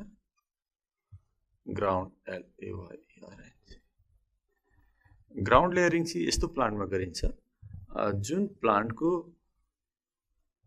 स्टेम चाहिँ त्यति धेरै माथिसम्म जाँदैन अथवा त्यति धेरै दह्रो पनि हुँदैन अनि ब्रान्चहरू पनि अलिकति जमिनदेखि त्यति माथिसम्म छैन त्यस्तो प्लान्टहरूमा मात्रै यो ग्राउन्ड लेयरिङ भन्ने गरिन्छ यो नामै ग्राउन्ड भन्नेबाट बुझ्नुपर्छ जहाँ ब्रान्चेसहरू ग्राउन्डदेखि धेरै माथि छैन र त्यो ब्रान्चहरूलाई सजिलै यसरी बेन्ड गरेर भनेको अलिक यसो दोबारेर माटोमा छाउन सकिन्छ त्यो प्लान्टहरूमा हामी ग्राउन्ड लेयरिङ गर्न सक्छौँ सो ग्राउन्ड लेयरिङमा हामी के गर्न सक्छौँ भन्दाखेरि जस्तो कि मानिलिउँ एउटा सानो सिम्पल फिगर बनाऊ यो सपोज सोइलको सर्फेस भयो सोइलको सर्फेस अनिखेरि यो कुनै एउटा प्लान्ट मानिलिउँ कुनै एउटा प्लान्ट मानिलिउँ यसको स्टेम्सहरू भयो त्यो प्लान्टको स्टेमहरू भयो यस्तै कुनै स्टेमलाई हामीले के गर्नुपर्छ यो स्टेम लामो हुनसक्छ विथ लिफ्सहरू हुनसक्छ यसरी धेरै लिफहरू हुनसक्छ यहाँनिर मानिलिउँ यसरी लिफहरू छ यहाँ पनि लिफहरू छ मैले बनाइनँ यहाँले बुझ्नु होला यहाँ लिफहरू हुनसक्छ यसरी सोइलको सर्फेस भयो अनि यसैमध्ये कुनै एउटा यो ब्रान्चको मैले अलिकति पोर्सन देखाएँ कुनै एउटा प्लान्ट त्यसको स्टेम हो यो अनि स्टेमका ब्रान्चेसहरू मानिलिउँ ब्रान्चमा लिफहरू छन् यी पनि ब्रान्चेसहरू हुन् यसैमध्ये कुनै एउटा ब्रान्चमा जसमा हामी लेयरिङ गर्ने हो त्यो ब्रान्चलाई हामीले बेन्ड गर्नुपर्ने हुन्छ यसरी बेन्ड गर्नुपर्ने हुन्छ यसरी बेन्ड गर्नुपर्ने हुन्छ अनि यहाँ लिफहरू हुन्छ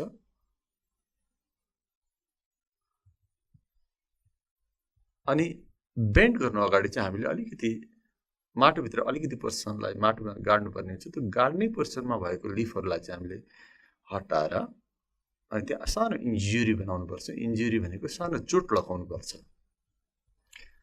जस्तै कि मैले यहाँलाई देखाएँ यो सपोज यो लिफ नै भयो यसरी नै यतातिर अरू टुप्पा हुनसक्छ यो कुनै एउटा स्टेम भयो यसको यो स्टेमलाई हामीले सेलेक्ट गऱ्यौँ लेयरिङको लागि त्यसलाई हामीले बेन्ड गरेर अलिकति पोर्सन माटोभित्र गाड्यौँ तर गाड्नुभन्दा अगाडि हामीले के गर्नुपर्छ भन्दाखेरि त्यो जुन पोर्सन गाडिन्छ त्यहाँको लिफहरू हटाउनुपर्छ र यो पोर्सन जुन गाडिएको पोर्सन छ गाड्नुभन्दा अगाडि अलिकति इन्ज्योर गर्नुपर्छ इन्ज्योर गर्ने भनेको यसलाई सानो चोट लगाउनुपर्छ हामी अनेक तरिकाले चोट लगाउन सक्छौँ हामी सानो यस्तो जस्तो कि यो माटोभित्र गाडिएको पोर्सन भयो भने यसलाई अलिकति यस्तो नाइफले चक्कुले यसरी काट्न पनि सक्छौँ साइडबाट यसरी काट्न पनि सक्छौँ अथवा भी सेपमा पनि काट्न सक्छौँ जस्तो कि यो पोर्सनमा हामी यसरी भी सेपले काट्न सक्छौँ अथवा सिधै यसरी पनि काट्न सक्छौँ अथवा वरिपरिको बोक्रा निकाल्न पनि सक्छौँ सो अलिकति पोर्सनलाई चाहिँ के गर्नुपर्छ हामीले इन्ज्योर गर्नुपर्छ यसलाई मैले यहाँ लेखेँ INJURED इन्ज्योर्ड पर्सन यो माटोभित्र यसरी पुर्नु अगाडि अथवा गाड्नु अगाडि नै यो गरिसक्नुपर्छ अनि त्यहाँको त्यो पोर्सनको लिफहरू पनि निकाल्नुपर्छ त्यसलाई डिफोलिएसन भन्ने भन्छ defoliation of the leaf from the portion of the stem which is kept underground माटोभित्र राखेको पोर्सनको लिफहरू चाहिँ डिफोलिएट गर्नुपर्छ र अलिकति इन्ज्योर गर्नुपर्छ अनि इन्ज्योर गरेको ठाउँमा अलिकति रुटिङ हार्मोन पनि हामीले हाल्नुपर्ने हुन्छ रुटिङ हार्मोन भनेर मैले यहाँ लेख्थेँ रुट निकाल्ने हार्मोन रुटिङ हार्मोन जस्तो कि अक्सिनहरू भयो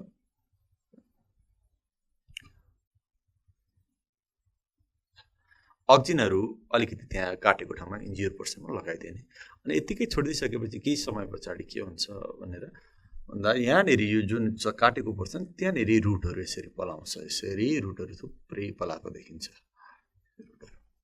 यति जब रुटहरू पलाइसकेको हुन्छ केही समय लाग्छ, त्यस पछाडि यो जुन बेन्ड भएको पोर्सन छ यसलाई यहाँनिर हामीले छिनाइदिनुपर्छ। छिनाइसकेपछि के हुन्छ, यो छुट्टै एउटा प्लान्टको रूपमा डेभलप हुन्छ, यो छुट्टै न्यू प्लान्ट भयो। यसरी हामी नयाँ प्लान्ट बनाउन सक्छौँ। यो प्रोसेसलाई हामी ग्राउन्ड लेयरिङ भन्छौँ। सो अर्को एउटा एयर लेयरिङ भन्ने हुन्छ।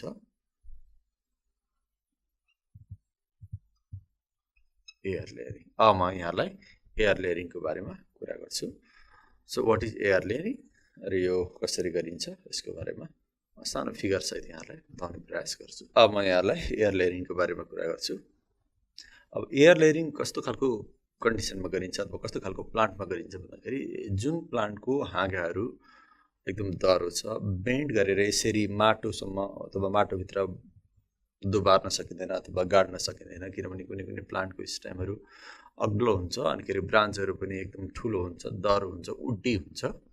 त्यस्तोलाई हामी बेन्ड गरेर यसरी माटोभित्र गाड्न सक्दैनौँ। त्यस्तो केसमा चाहिँ हामी एयर लेयरिङ गर्छौँ। जस्तो कि नामै एयर भनेपछि यो माथि एबभ द सोइल गर्ने काम हो एयर लेयरिङ। सो यसलाई गाउँघरतिर कलमी पनि भन्छ, कलमी गर्ने भन्छ, या गुट्टी भन्छ खासमा चाहिँ यसलाई, GOOTE, गुट्टी गर्ने भन्छौँ हामी, एयर लेयरिङ अर गुट्टी। नेपालीमा भन्दाखेरि कलमी गर्ने भनिन्छ। सो मैले फेरि सम्झाएँ, यो चाहिँ अलिकति उड्डी स्टेमहरू, उड्डी ब्रान्चेसहरूमा मात्रै गर्ने गरिन्छ। अब यसमा के गरिन्छ भन्दाखेरि मानिलियो यो कुनै एउटा प्लान्ट हो जसको हामी गुट्टी बनाउन गइरहेको छौँ अथवा कलमी बनाउन गइरहेको छौँ। यो प्लान्टको स्टेम मानिलियो हामी, यो प्लान्टको स्टेम भयो, सपोज यो सोइल सर्फेस भयो, प्लान्ट उम्रिराखेको छ, त्यसबाट एउटा ब्रान्च निक्लेको छ अरे मानिलियो, यो ब्रान्च भयो, यो ब्रान्च भयो। अब यो ब्रान्च बिस्तारै यतातिर बढेर अरू धेरै लिफहरू निक्लिन्छ, ब्रान्चहरू, यसका पनि फेरि ब्रान्चहरू हुन्छ। यो त्यतातिर छोडिदिउँ, अहिले एउटा ब्रान्च मैले बनाएँ।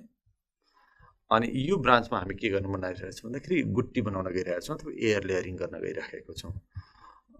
त्यस पछाडि हामीले जुन ब्रान्चमा एयर लेयरिङ गर्ने हो अथवा गुट्टी गर्ने हो त्यसको अलिकति यो बाहिरपट्टि बोक्रा छ, यो ब्रान्चमा, ब्रान्चको बोक्रा हामीले चक्कुले काटेर वरिपरिबाट, जस्तो कि यो ब्रान्च भयो, यसमा गुट्टी बनाउने हो भने अथवा कलमी गर्ने हो भने यसको बाहिरपट्टिको बोक्रालाई हामीले वरिपरि चक्कुले काटेर रिङ जस्तो बनाएर फाल्नुपर्छ। जस्तो कि म यहाँहरूलाई देखाउँछु अलिकति पर्सन, यहाँनिर यसरी काटेर फाल्दिने। भित्रको जब काट्दै जाँदाखेरि कडा पोर्सन आउँछ, कडा पोर्सनलाई चाहिँ राख्ने, अनि बाहिरको जुन बोक्रा हुन्छ जुन काटिन्छ सजिलै, त्यसलाई चाहिँ वरिपरिबाट खुर्केर भन्छौँ हामी, अथवा काटेर with the help of sharp knife remove गर्ने। त्यस पछाडि यो काटेको जुन इन्जोर्ड गरायौँ हामीले, काटेको पोर्सन भयो अथवा बार्क रिमुभ गरेको पोर्सन भयो, त्यो पोर्सनमा हामीले एउटा 3टा चिजहरू मिलाएर बनाएको एउटा पेस्ट लगाउनु पर्ने हुन्छ। के मिसाएको हुन्छ भन्दाखेरि क्ले हुन्छ। क्ले भनेको एक खालको मसिनो माटो हो। क्ले 2 भाग, अनि काउ डङ भनिन्छ हामी, गोबर 1 भाग र अर्को फाइनली कट हे भन्छौँ, त्यो 1 भाग।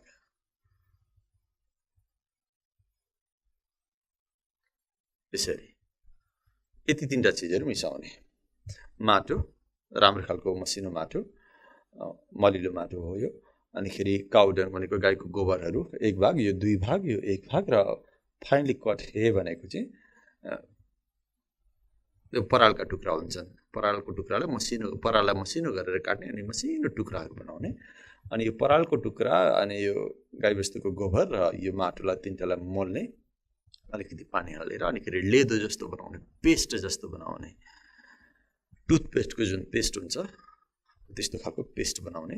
अनि त्यो पेस्ट यहाँनिर लगाउने, वरिपरि लगाउने, काटेको ठाउँमा यसरी यहाँनिर त्यो पेस्ट दल्दिने वरिपरि। यो जस्तो कि यहाँनिर बनाएको छ भने यसको वरिपरि लगाइदिने, डल्लो जस्तो बनाएर लगाउने। यसरी यहाँनिर यस्तो डल्लो जस्तो भयो। अब यो सुक्छ, फेरि यो नसुकोस् भनेर बाहिरपट्टिबाट चाहिँ के गर्ने भन्दाखेरि एउटा प्लास्टिकले यसलाई कभर गर्ने, यसरी त्यो डल्लो पहिला राख्ने, त्यस पछाडि नसुकोस् भन्नको लागि बाहिरपट्टिबाट प्लास्टिकले र्याप गर्ने यसरी, अनि त्यसलाई बाँध्ने, थ्रेडले यसरी बाँध्ने, यसरी बाँधिदिने।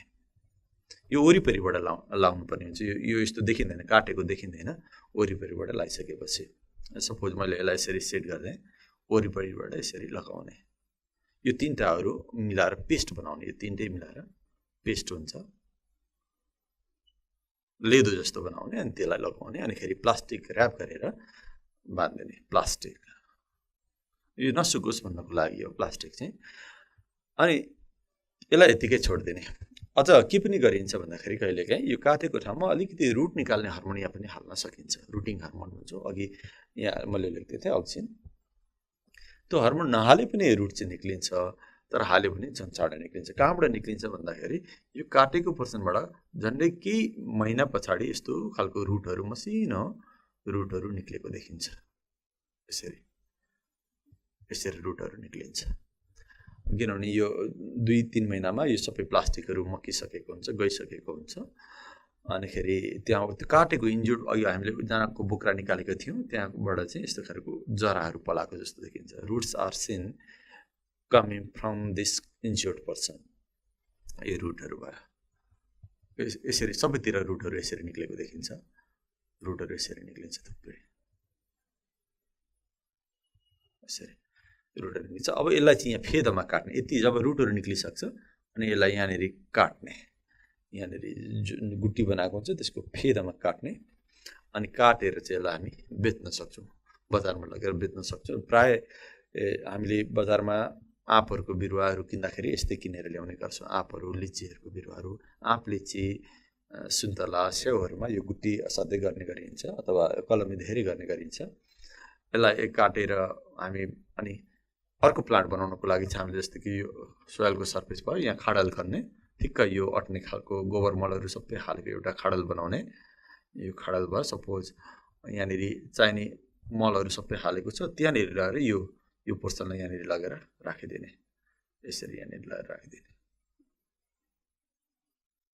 यो पोर्सन भनेको यही पोर्सन हो, यसरी। अनि बिस्तारै पुर्दिने माटोले। अब यसैबाट नयाँ प्लान्ट बन्छ। यो भयो कलमी, दिस इज कल गुट्टी। अब यो यसैलाई हामी गुट्टी भन्छौँ।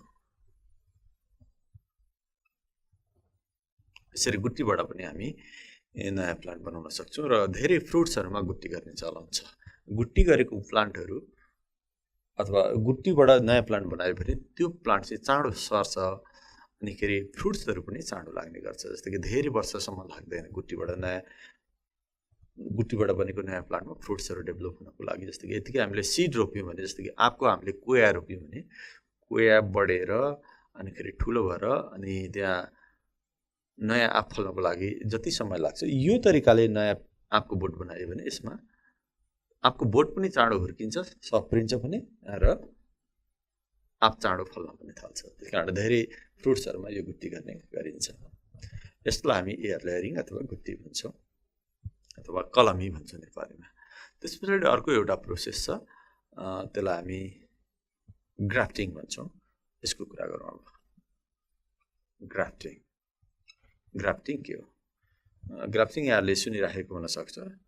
ग्राफ्टिङमा चाहिँ के गरिन्छ भन्दाखेरि दुईवटा फरक फरक प्लान्टको क्यारेक्टर्सहरूलाई कम्बाइन गर्ने काम गरिन्छ। ग्राफ्टिङको अब्जेक्टिभ नै के भयो भन्दाखेरि to combine the characters of 2 different plants. एउटा प्लान्टमा एउटा राम्रो क्यारेक्टर छ अनि अर्को प्लान्टमा अर्को राम्रो क्यारेक्टर। स्पेसली एउटा प्लान्टको रुट राम्रो छ, रुट राम्रो छ हुनाले रुटहरू एकदम वेल डेभलप छ, किरा नलाग्ने खालको रुटहरू छ। हुरी बतास चल्दाखेरि पनि त्यो माटोबाट बाहिर नआउने खालको रुटहरू छ, दह्रो खालको रुट सिस्टम छ। तर त्यसको सुट चाहिँ त्यति राम्रो छैन, माथिको ब्रान्चेसहरू, हाँकाहरू त्यो चाहिँ त्यति धेरै राम्रो छैन। अनि अर्को प्लान्टको चाहिँ के हुनसक्छ भन्दाखेरि मुनिको रुट चाहिँ अलिक विक सिस्टम हुनसक्छ, अलिक कमजोर खालको सिस्टमको हुनसक्छ, तर माथिको ब्रान्चेसहरू स्ट्रङ हुनसक्छ। त्यस्तो केसमा हामी ग्राफ्टिङ गर्न सक्छौँ, अथवा दुईवटा फरक फरक प्लान्टको क्यारेक्टरलाई कम्बाइन गर्नको लागि ग्राफ्टिङ गर्ने गरिन्छ। सो ग्राफ्टिङ के हो भनेर म थोरै लेख्छु। Grafting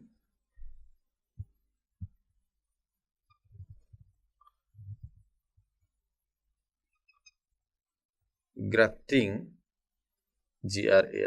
grafting is a process of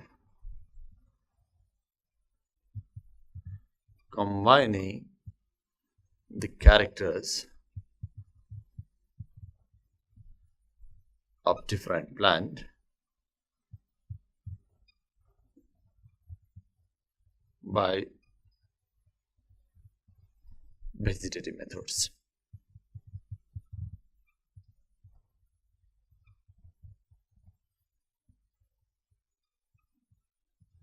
vegetative मेथडबाट हामीले दुईटा प्लान्टको क्यारेक्टरलाई कम्बाइन गर्ने प्रोसेसलाई नै के भन्छौँ ग्राफ्टिङ अथवा ग्राफ्टिङको उद्देश्य के हो भन्दाखेरि टु कम्बाइन द क्यारेक्टर्स यहाँ मैले उद्देश्य यहाँ पनि लेख्दै अब ग्राफ्टिङ गर्नको लागि एउटा प्लान्टको हाँगा अर्को प्लान्टमा लगेर जोड्नुपर्ने हुन्छ जुन प्लान्टको हाँगा जोडिन्छ त्यो प्लान्टको हाँगालाई हामी सियोन भन्छौँ र जहाँ लगेर जोडिन्छ त्यसलाई स्टक भन्छौँ सियोन र स्टक भन्ने दुईटा टर्म्सहरू यहाँनिर आउँछ सियोन के हो SCION एन्ड STOCK स्टक यो दुईटा टर्महरू यहाँले बुझ्नुपर्ने हुन्छ सो ग्राफ्टिङ गर्नको लागि दुईटा फरक फरक प्लान्टहरू एउटा सियोन चाहिन्छ अर्को स्टक सियोनको चाहिँ हामी सुट सिस्टम युज गर्छौँ स्टकको चाहिँ रुट सिस्टम युज गर्छौँ अथवा अर्को ल्याङ्ग्वेजमा भन्दाखेरि जुन ब्रान्च लगेर जोड्न खोजिन्छ त्यो ब्रान्चलाई चाहिँ सियोन जसमा लगेर जोडिन्छ त्यो चाहिँ स्टक सो सियोनलाई के भनेर लेख्नु पर्यो डेफिनेसन भन्दाखेरि the portion of stem or shoot the portion of stem which is inserted or grafted to another plant.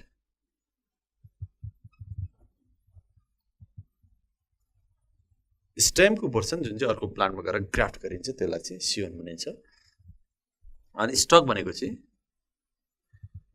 The stem or the portion of the stem भने पनि the plant लेखे पनि भयो the portion of stem in which scion is grafted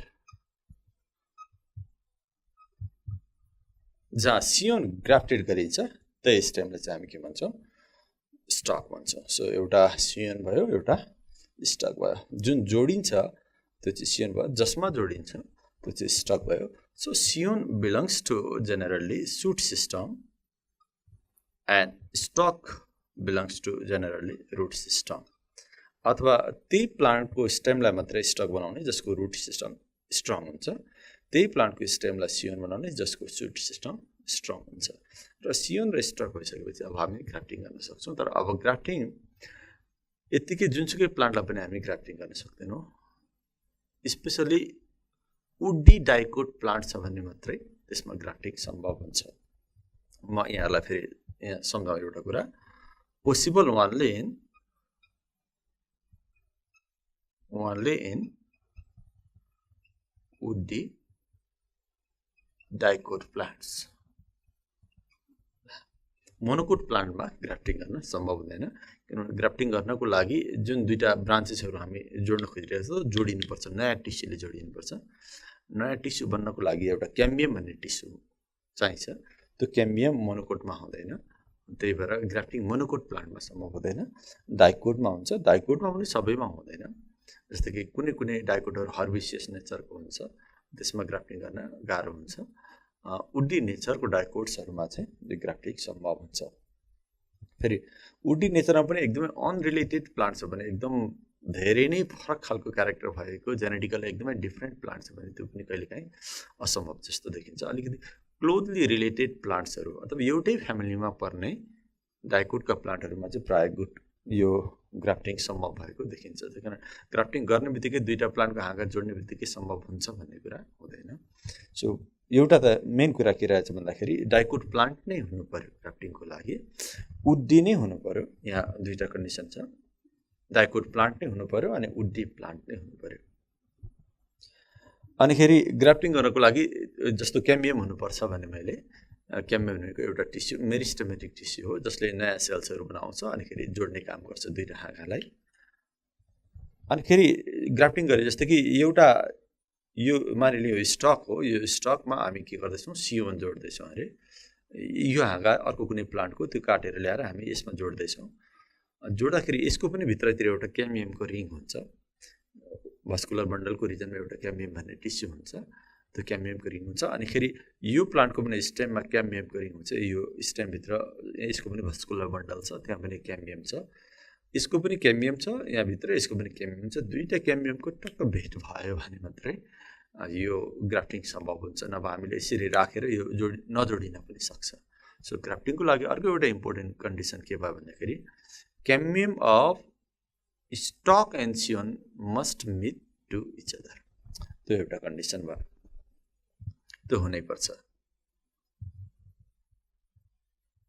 क्यामियम of C1 and stock must meet to each other, दुईटाको क्यामियमको भेट भयो भने मात्रै यो ग्राफ्टिङ सम्भव हुन्छ।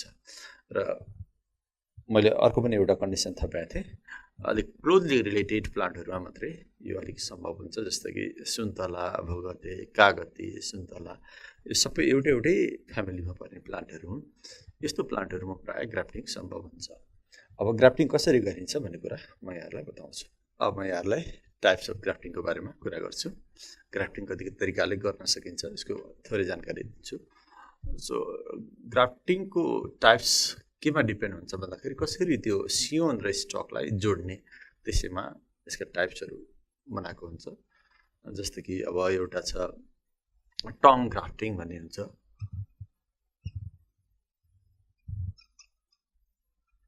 टङ ग्राफ्टिङ भन्ने हुन्छ। अर्को हुन्छ वेज ग्राफ्टिङ, वेज ग्राफ्टिङ।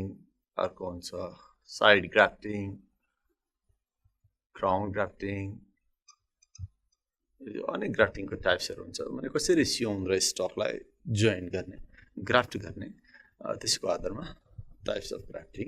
जस्तो कि एउटा सिम्पल फिगर बनाऊ, जस्तो कि टङ ग्राफ्टिङमा कस्तो हुने भयो भन्दाखेरि यो माथिको मानिलिनु यो चाहिँ अहिले बनाएको चाहिँ C1 हो, यस्तो तरिकाले हामीले काट्नुपर्ने हुन्छ, यस्तो तरिकाले। अनि खेरि त्यस्तै यो चाहिँ मानिलिनु C1 भयो। अनि स्टकलाई पनि हामीले ठ्याक्कै त्यस्तै तरिकाले काट्नुपर्ने हुन्छ, मानिलिनु यसलाई पनि ठ्याक्कै योसँग मिल्ने गरी काट्नुपर्ने भयो। अलिक मुनिबाट गरौँ,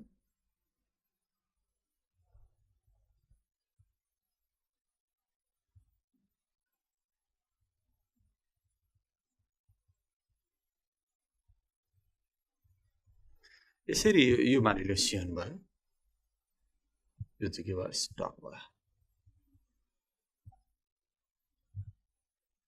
स्टक चाहिँ सोइलमा फिक्स भएको हुन्छ, किनभने यसमा रुट सिस्टम हुन्छ। यो C1 चाहिँ अर्को कुनै प्लान्टको काटेर ल्याएको। यो अब C1 र स्टकलाई यो तरिकाले टङ जस्तो बनाएर, जिब्रो जस्तो बनाएर हामीले यहाँनिर यो C1 र स्टकलाई टक्क यहाँनिर राख्दाखेरि दुईवटा टक्क जोडिन्छ। यसरी जोडियो भने यसलाई चाहिँ हामी टङ ग्राफ्टिङ भन्छौँ। जस्तो कि जोडिसकेपछि यो स्ट्रक्चर यस्तो हुने भयो, यो स्टक यसरी काट्यो, अनि यो C1 उताबाट ल्याइयो, अब यो रेडी भयो। अब यो जोडिसकेपछि स्ट्रक्चर यस्तो हुने भयो, दुईटै जोडिसकेपछि।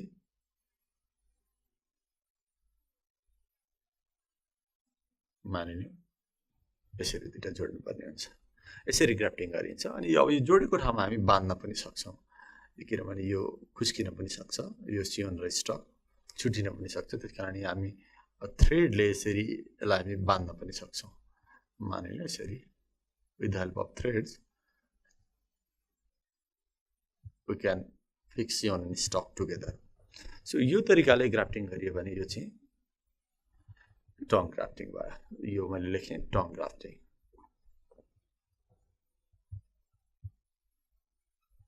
अनि अर्को छ वेज ग्राफ्टिङमा हामी वेज भन्ने जुन हुन्छ बन्चरको सेपमा हामीले C1 र स्टकलाई काट्नुपर्ने हुन्छ। जस्तो कि मानिलियो यो मैले एकैचोटि बनाएँ, यो सपोज C1लाई यस्तो सेपमा काट्ने, अनि स्टकलाई यस्तो भी जस्तो बनाएर काट्ने, र यसरी स्टक मैले एकैचोटि जोडीको बनाएँ यहाँनिर स्टक भयो यो C1 भयो यो दुईटा जोडिसकेको छ मानिलिउँ यो C1 यो स्टक यस्तो भी शेपमा यो पनि भी शेपमा अनि यो पनि भी शेपमा काट्यो भने र जोडी पनि त्यो चाहिँ के भयो वेज ग्राफ्टिङ भयो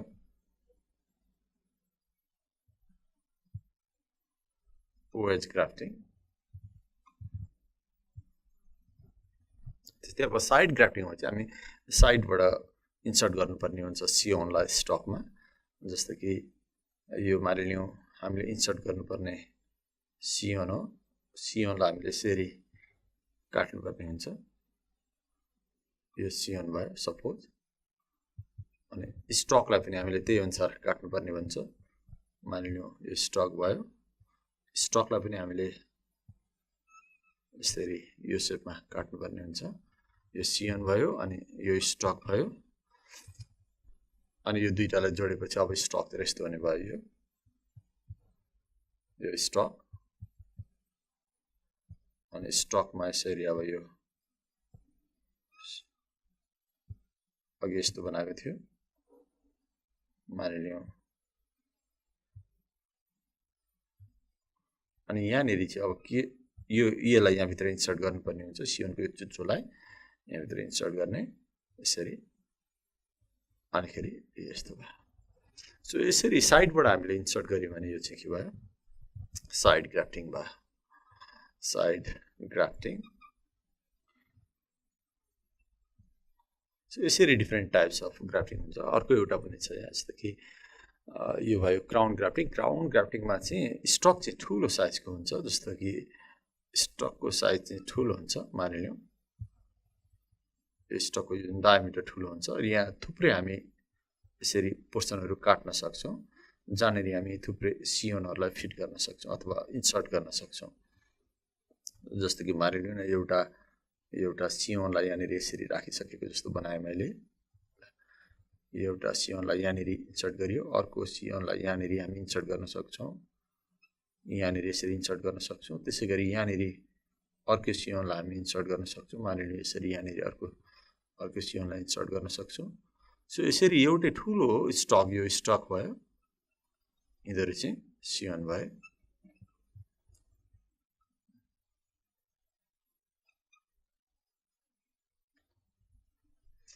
यसरी एउटै स्टकमा थुप्रै C1हरूलाई एट्याच गर्यो भने यो चाहिँ क्राउन ग्राफ्टिङ भयो क्राउन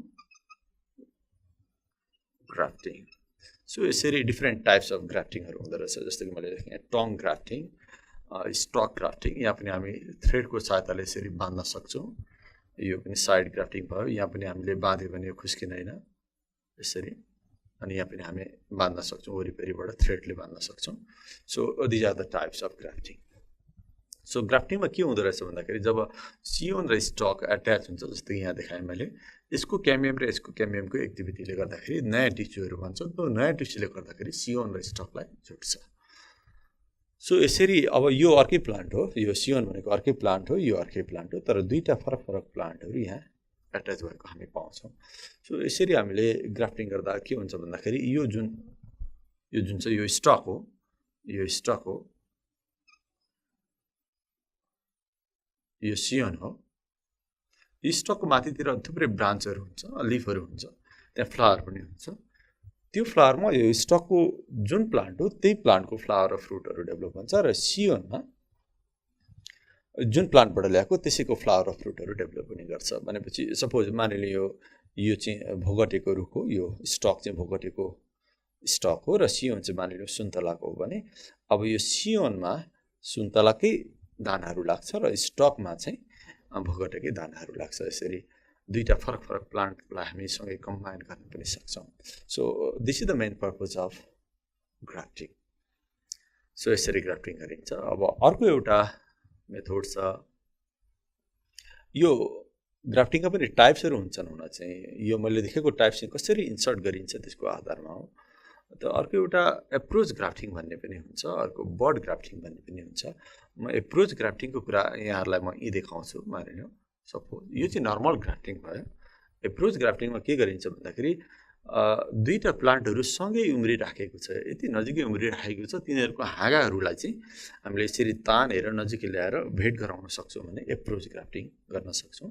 यो केसमा चाहिँ दुईटा प्लान्ट सियोन र स्टकसँगै नजिकै नजिकै उम्रेको हुनुपर्छ भन्ने कुरा हुँदैन। यो सियोनलाई हामी निकै टाढाबाट पनि ल्याएर अनिखेरि स्टकमा जोड्न सक्छौँ। तर अर्को एउटा तरिका रहेछ, त्यसलाई एप्रोच ग्राफ्टिङ भनिन्छ। मैले यहाँ लेखेँ APPROACH एप्रोच ग्राफ्टिङ। नामै एप्रोच ग्राफ्टिङबाट पनि हामी बुझ्छौँ एप्रोच भनेको नजिकै नजिकै आउने। सो यसमा चाहिँ के गरिन्छ भन्दाखेरि मानिलिनु दुईटा प्लान्टहरु सँगै उम्रिराखेको छ, यहाँ एउटा प्लान्ट छ, यहाँ अर्को एउटा प्लान्ट छ, दुईटा प्लान्ट नजिकै छ जसको हाँगाहरू भेट गराउन सकिन्छ। मानिलिनु यो कुनै एउटा प्लान्ट मानिलिनु यो एउटा प्लान्ट, त्यसको एउटा हाँगा यो भयो। मानिलिनु त्यो प्लान्टको अर्को हाँगा चाहिँ यो सपोज मैले यसरी बनाएँ, सपोज यो अर्को हाँगा भयो। त्यस्तै यहाँ अर्को प्लान्ट छ, यो मैले ठ्याक्कै एउटा मोडल मात्रै बनाएँ। अर्को एउटा प्लान्ट छेउमै उम्रिरहेको छ, त्यसको एउटा हाँगा यहाँनिर छ, अनिखेरि सपोज अर्को हाँगा चाहिँ यतातिर बनाएँ मैले। अब यो हाँगा र यो हाँगालाई हामीले तानेर भेट गराउन सक्छौँ। अनि भेट गराएर के गर्न सक्छौँ भन्दाखेरि यो सपोज यो तान्ने भेट गराउने, अनि भेट गराउने बित्तिकै त जोडिँदैन। सो यहाँ पनि हामीले ग्राफ्टिङ नै गर्न खोजिरहेको छौँ, एप्रोच ग्राफ्टिङ नै हो। ग्राफ्टिङ भनेको यहाँ दुईटा जोडिने नै पर्छ। जोड्नको लागि हामी के गर्न सक्छौँ, यसलाई बेन्ड गर्ने, नजिकै ल्याउने, अनि फेरि नजिकै ल्याएर अनि यहाँ यसको अलिकति पोर्सन यहाँनिर चक्कुले काटेर अलिकति पोर्सन बाहिरको बोक्रा निकालेर फाल्दैन। अनि फेरि बोक्रा निकालेर फालेपछि त्यसको क्याम्बियम देखा पर्छ। हामी क्याम्बियमले यतिकै बाहिरबाट त देख्दैनौँ, तर जेनरली बोक्राभित्र ठ्याक्क बोक्रा हटाइसकेपछि क्याम्बियमको लेयर देखा पर्छ। अनि यहाँ यसको पनि के हुन्छ, चक्कुले काटेर यसरी साइडबाट यसरी मैले जसरी भनिरहेको छु त्यसरी काटेर यसरी यस्तो तरिकाले काटेर हामी त्यसको बोक्रा निकालेर क्याम्बियम एक्सपोज गर्न सक्छौँ। सो अब दुईटा प्लान्ट रेडी भयो, यिनीहरूको त्यसरी नै काटेर क्याम्बियम एक्सपोज गर्ने र दुईटाको क्याम्बियम जस्तो कि यस्तो भयो, एउटा यो भयो अर्को यो भयो, दुईटाको क्याम्बियम टक्कै यसरी टच गराउनुपर्छ हामीले। यहाँ देखाए जस्तो यहाँनिर र यहाँनिर काट्ने, अनिखेरि दुईटाको काटेको पोर्सन चाहिँ टच गराउने। यस्तो तरिकाले टच गराउने यसको क्याम्बियम र यसको क्याम्बियमको भेट होस्। जस्तो कि यस्तो भनौँ न, मानिलिउँ मैले अलिकति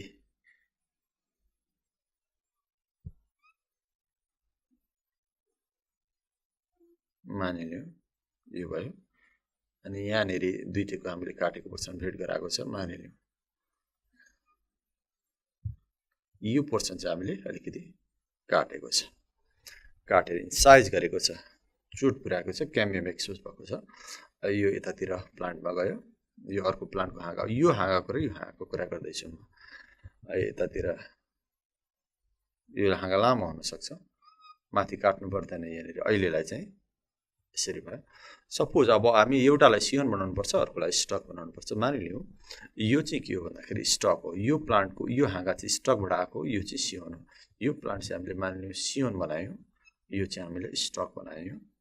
यसरी दुईटा हाँगा हामीले नजिकै ल्यायौँ, अनि ठ्याक्क त्यो भेट हुने गरी तिनीहरूको बोक्रा काटेर नाइफले काटेर अनिखेरि क्याम्बियम एक्सपोज गरेर दुईटाको क्याम्बियम टक्क भेट हुने गरी हामीले जोड्यौँ। यहाँनिर जोडिसकेपछि यहाँनिर यो त भाग्छ, फेरि यो दुईटा छुटिन खोज्छ, त्यस कारण यिनीहरूलाई एउटा थ्रेडले हामीले बाँध्नुपर्ने हुन्छ। यसरी मानिलिउँ यसरी बाँधिदियौँ हामीले। केही समय राखिसकेपछि यहाँ जुन क्याम्बियम देखा परेको हुन्छ त्यो क्याम्बियमले नयाँ टिस्युहरू बनाएर यो हाँगा र यो हाँगा अब जोडिन्छ। जोडिसकेपछि जस्तो कि यसलाई हामीले स्टक बनाउने हो भने यसको चाहिँ हाम्रो यो माथिको पोर्सन काम नलाग्ने हुन्छ, किनभने यो स्टक हो भने यसको यो मुनिको पोर्सन चाहिँ काम लाग्ने हुन्छ। यो पोर्सन म यही फिगर अनुसारको कुरा गर्दैछु। र यो हाँगा चाहिँ यदि सियोन हो, यो प्लान्ट सियोन बनाएको र यो हाँगा सियोन हो भने यसको यो पोर्सन चाहिँ काम लाग्छ, यो चाहिँ काम नलाग्ने हुन्छ। जब दुईटा जोडिसक्छ, यो र यो जोडिसक्छ, मैले बनाएँ यसको यो हाँगा त स्टकबाट आएको, यसबाट आएको, त्यस कारण यसको चाहिँ यो मुनिको काम लाग्छ, जुन रुटसँग कनेक्टेड छ, माथिको चाहिँ काम लाग्दैन। त्यस कारण हामीले यसलाई काटेर फालिदिनु पर्ने हुन्छ। यहाँनिर टक्क काटेर यसलाई फालिदिनु पर्ने हुन्छ जोडिसकेपछि। अनि यसलाई हामीले सियोन बनाउनुको मतलब के हो भन्दाखेरि यसको चाहिँ सुट सिस्टम काम लाग्ने छ अथवा हामीलाई सुट सिस्टम चाहिएको छ किनभने यसको चाहिँ यो मुनिको रुटसँग कनेक्टेड भएको यो पोर्सन जुन रुटसँग कनेक्टेड छ त्यो पोर्सनलाई काटेर फालिदिनु पर्ने हुन्छ सो फाइनली कस्तो हुन्छ भन्दाखेरि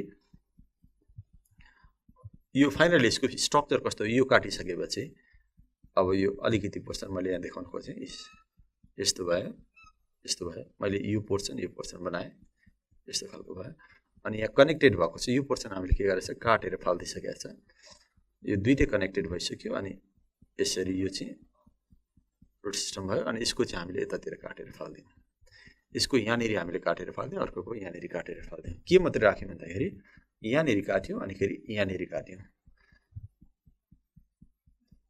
अनि बाँकी पोर्सन भनेको यसरी भयो सो अब यो चाहिँ यो प्लान्टको स्टकको हाँगा भयो यो चाहिँ के भयो भन्दाखेरि सियोनको हाँगा भयो स्टक र सियोन यसरी जोडियो सो यसरी पनि हामी एप्रोच ग्राफ्टिङ गर्न सक्छौँ अथवा ग्राफ्टिङ गर्न सक्छौँ यो चाहिँ अब सबै कन्डिसनमा सम्भव भएन यदि दुईटा प्लान्ट सँगै उम्रेको छ भने हामी एप्रोच ग्राफ्टिङ गर्न सक्छौँ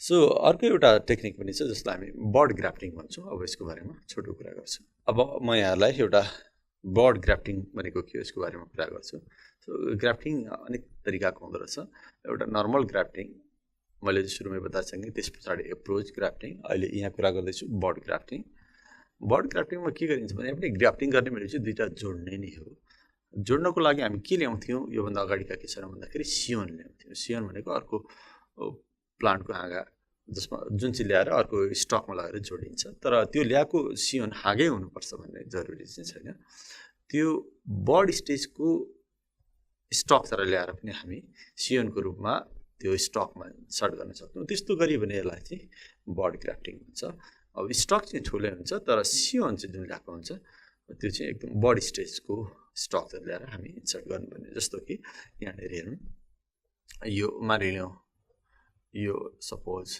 कुनै प्लान्ट अनि यसको यहाँनिर अरू ब्रान्चहरू थुप्रै निक्लेको होला कुनै एउटा मानिलिउँ यहाँ एउटा बर्ड निक्लेको छ अरे सपोज एउटा मैले बर्ड बनाएँ एउटा सिम्पल बर्ड मानिलिउँ यसरी बर्ड निक्लिरहेको छ यो लिफ जस्तो होइन यो बर्ड हो सपोज यो बर्ड पछाडि गएर हाँगा हुन्छ अरे सपोज भेजिटेटिभ बर्ड भनौँ न यसलाई यस्तो बर्डलाई भेजिटेटिभ बर्ड भन्छ जुन पछाडि गएर हाँगाहरू भन्छ पातहरू भन्छ त्यस्तो बर्डलाई भेजिटेटिभ बर्ड भन्छ अर्को फ्लोरल बर्ड भनिन्छ जुन पछाडि गएर फ्लावर हुन्छ यहाँ हामीले लिएको चाहिँ के हो भन्दाखेरि भेजिटेटिभ बर्ड यो प्लान्टमा भेजिटेटिभ बर्ड निक्ल्यो अरे जुन पछाडि गएर हाँगा हुन्छ त्यो हाँगालाई हामी सियोनको रूपमा युज गर्न सक्छौँ त्यो भनेको चाहिँ पछाडि यो बर्ड बढेर ठुलो हाँगा भइसकेपछि तर अब यो बर्डै स्टेजमा पनि हामी यसलाई सियोनको रूपमा युज गरेर स्टकमा इन्सर्ट गरियो भने त्यो चाहिँ बर्ड ग्राफ्टिङ भयो सपोज अब यसलाई के गर्नु पऱ्यो भन्दाखेरि यो सपोज सियोन हो अनि त्यस कारण यो सियोनको पुरै हाँगा काट्ने होइन यसको यो पोर्सनमा यसरी हामीले काट्नुपर्ने हुन्छ यसरी काट्नुपर्ने हुन्छ सार्प नाइफले हामीले यसलाई काट्नुपर्ने हुन्छ सपोज यसलाई काटेर हामीले निकालिसक्यो अरे सपोज मानिलिउँ यसरी एउटा बर्ड निक्ल्यो सपोज एउटा बर्ड निक्ल्यो अरे यसरी हामीले काट्यौँ अलिकति पोर्सन हामीले बर्डको यो प्लान्टबाट काट्यौँ सपोज यो काटेको पोर्सन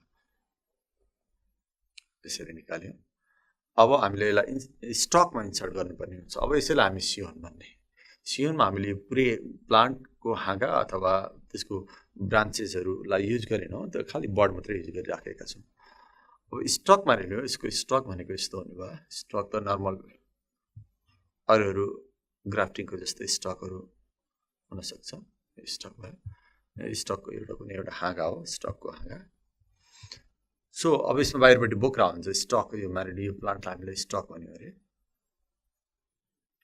अनि बाहिरपट्टिको बोक्रा हुन्छ जुन स्टकको बोक्रालाई हामीले एउटा सार्प नाइफले काटेर टी सेपमा काट्नुपर्ने हुन्छ म यहाँहरूलाई देखाउँछु अलिकति पोर्सन मात्रै यसरी पहिला यो डिरेक्सनमा यसरी काट्ने सार्प नाइफले बोक्रा मात्रै काट्ने अनि फेरि यो डिरेक्सनमा यसरी काट्ने यसरी टी जस्तो बनाएर त्यो यो स्टकको हाँगालाई मतलब हाँगा अथवा त्यसको मेन स्टेम जे हुनसक्छ को बोक्रालाई भनौँ न बोक्रालाई यसरी काट्ने बोक्रा मात्र भित्र त काटिँदैन भित्र त कडा हुन्छ जुन जाइलम हुन्छ त्यो कडा हुन्छ बाहिरको बोक्रालाई चाहिँ यसरी टी सेपमा काट्ने with the help of sharp knife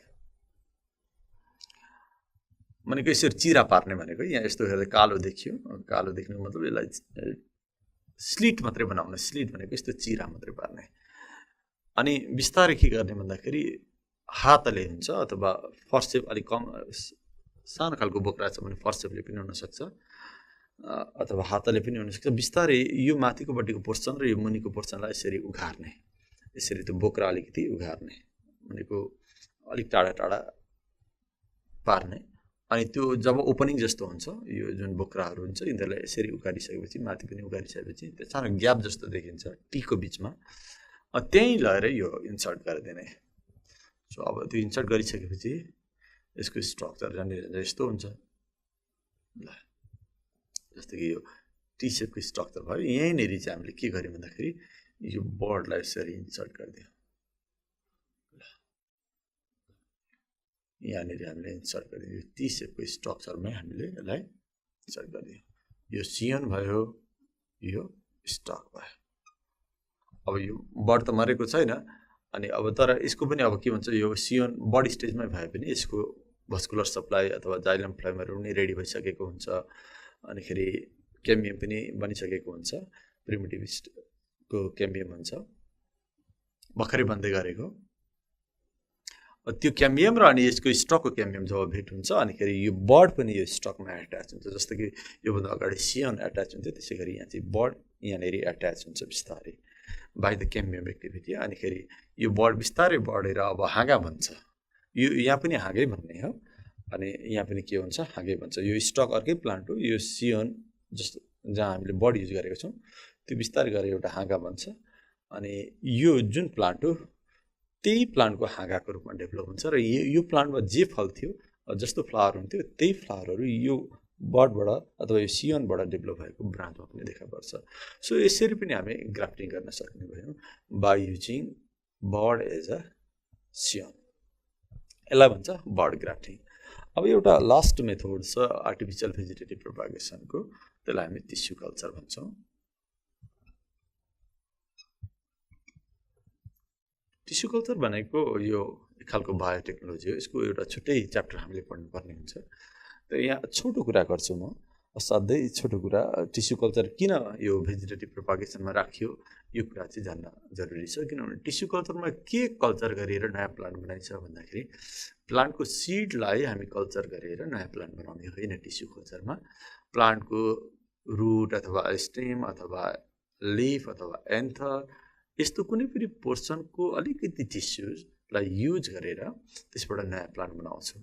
त्यसकारण यो पनि केमा पर्यो भन्दाखेरि एक खालको भेजिटेटिभ प्रोपागेसनमा पर्यो। भेजिटेटिभ प्रोपागेसन भनेकै के हो भन्दाखेरि where we use root stem and leaf of the plants. त्यसकारण टिस्यु कल्चरमा भने त्यही भेजिटेटिभ पोर्सनकै अलिकति टिस्युलाई युज गर्ने भएको हुनाले tissue culture is also a method of vegetative propagation. यसमा चाहिँ के गरिन्छ, it is a culture of tissue from vegetative parts, plant in artificially prepared medium under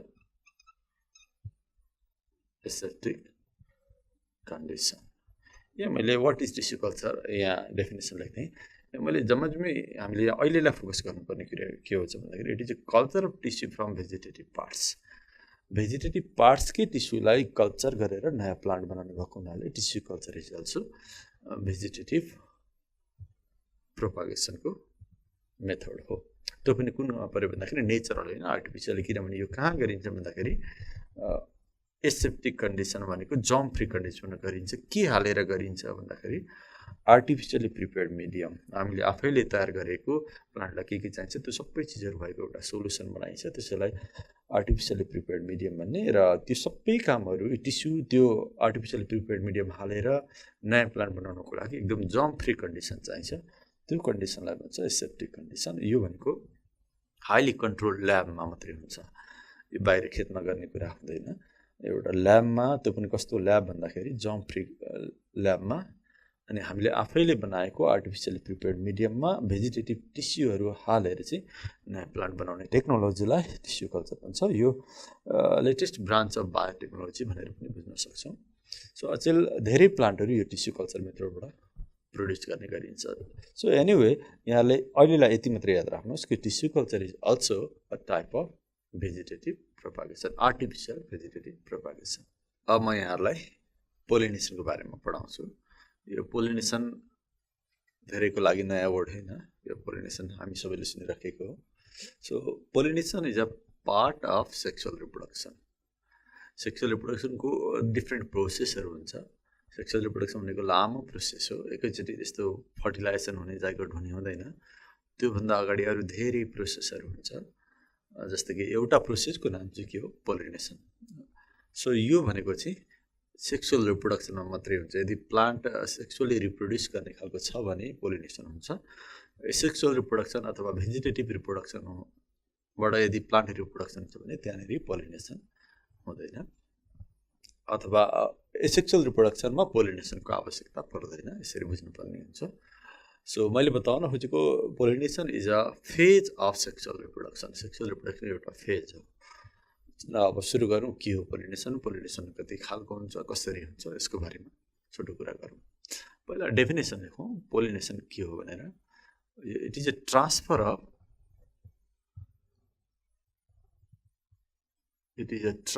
of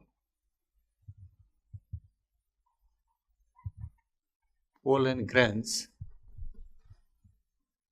from anther to stigma of a flower. कुनै एउटा फ्लावरको एन्थरबाट स्टिग्मामा pollen grains transfer हुने प्रोसेसलाई नै हामी पोलिनेसन भन्छौँ। Transfer of pollen grains from anther to stigma, यसलाई हामी पोलिनेसन भन्छौँ। जस्तो कि हामी नर्मल्ली देखेको छौँ, जस्तो कि यहाँ एउटा सिम्पल फिगर बनाऊ। एन्थर कहाँ हुन्छ भन्दाखेरि स्टामेनमा हुन्छ, अथवा एन्ड्रोसियम भन्ने यहाँहरूले सुन्नुभएको होला। सपोज यो अहिले मैले बनाएको फिगर चाहिँ मानिलिउँ एउटा एन्थर भयो, यो एन्थर भयो सपोज। अनिखेरि फ्लावरमा स्टामेन हुन्छ, यो स्टामेन, अनि यो अहिले बनाएको यो माथिको चाहिँ सपोज एन्थर, यो फिलामेन्ट। यो फ्लावरमा यो चिज हुन्छ स्टामेन्सहरू, थुप्रै स्टामेन्सहरू हुनसक्छ। अनि फ्लावरमा अर्को एउटा स्ट्रक्चर हुन्छ गाइनोसियम, अनि गाइनोसियममा तीनवटा पार्टहरू हुन्छ, अथवा त्यसलाई हामी पिस्टिल पनि भन्छौँ। एउटा स्टिग्मा, अर्को स्टाइल, अनि ओभरी, यो तीनवटा पार्टहरू हुन्छ। यो चाहिँ सपोज कार्पेल भनौँ, कार्पेल, यो स्टिग्मा, यो स्टाइल, अनि यो चाहिँ ओभरी। ओभरीभित्र थुप्रै ओभिल्सहरू हुनसक्छ, मानिलियो भित्रको चाहिँ ओभिल्स हो। यो मैले कार्पेलको स्ट्रक्चर बनाएँ, अथवा गाइनोसियमको एउटा युनिट कार्पेलको स्ट्रक्चर। यो चाहिँ एन्ड्रोसियमको युनिट स्टामेनको स्ट्रक्चर। स्टामेनमा दुईवटा पार्ट हुन्छ, एउटा फिलामेन्ट जुन स्टक जस्तो हुन्छ, अर्को एन्थर टाउको हेड जस्तो भएर बसेको हुन्छ।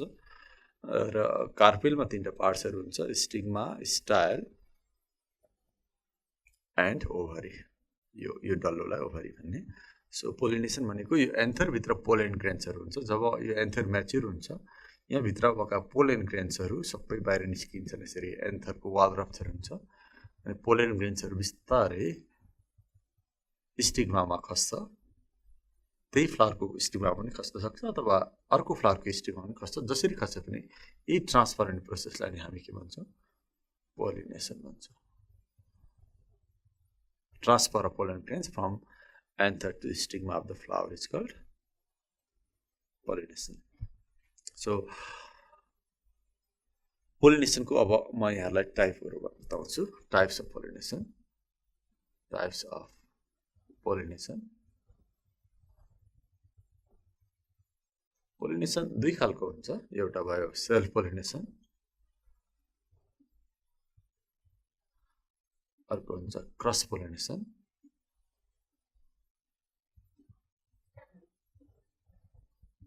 यहाँहरुले के बुझ्नुपर्छ भन्दाखेरि यदि सेल्फ पोलिनेसन भयो भने फाइनली सेल्फ फर्टिलाइजेसन हुन्छ र क्रस पोलिनेसन यदि सुरुमा भएको छ भने पछाडी क्रस फर्टिलाइजेसन हुन्छ। सो सेल्फ फर्टिलाइजेसन हुन्छ कि क्रस फर्टिलाइजेसन हुन्छ भन्ने कुरा केमा डिटरमाइन हुन्छ भन्दाखेरि यदि पोलिनेसन कस्तो खालको भएको छ त्यसले डिटरमाइन गर्छ। सेल्फ पोलिनेसन भयो फाइनली सेल्फ फर्टिलाइजेसन हुन्छ, क्रस पोलिनेसन भएको छ भने क्रस फर्टिलाइजेसन हुन्छ। यसरी दुई खालको पोलिनेसन भयो, self pollination and cross pollination. अब यसको पहिला हामी सेल्फ पोलिनेसनको बारेमा कुरा गरौँ। Self pollination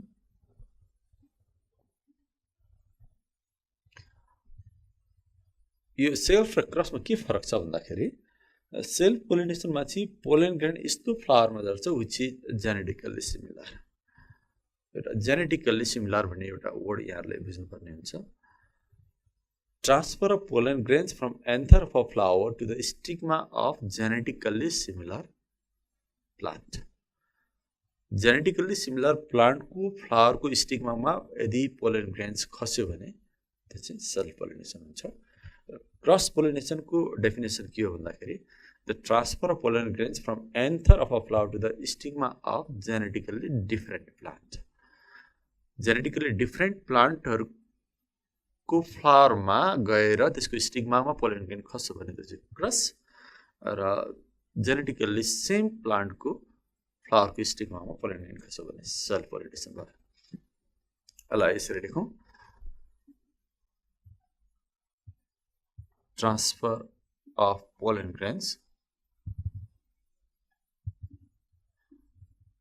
from anther to stigma of genetically similar plant.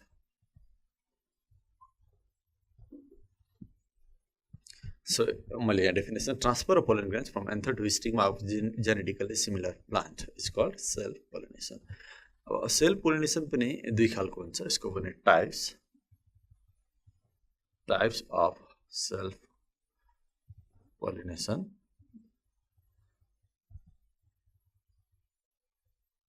Types of self pollination यसको दुईटा टाइपहरु हुन्छ। एउटा अटोग्यामी, अर्को छ जिटोनोग्यामी। यो दुईटा सेल्फ पोलिनेसन भयो। सेल्फ पोलिनेसनका पनि टाइप्सहरु भयो। सो अटोग्यामीमा के हुन्छ भन्दाखेरि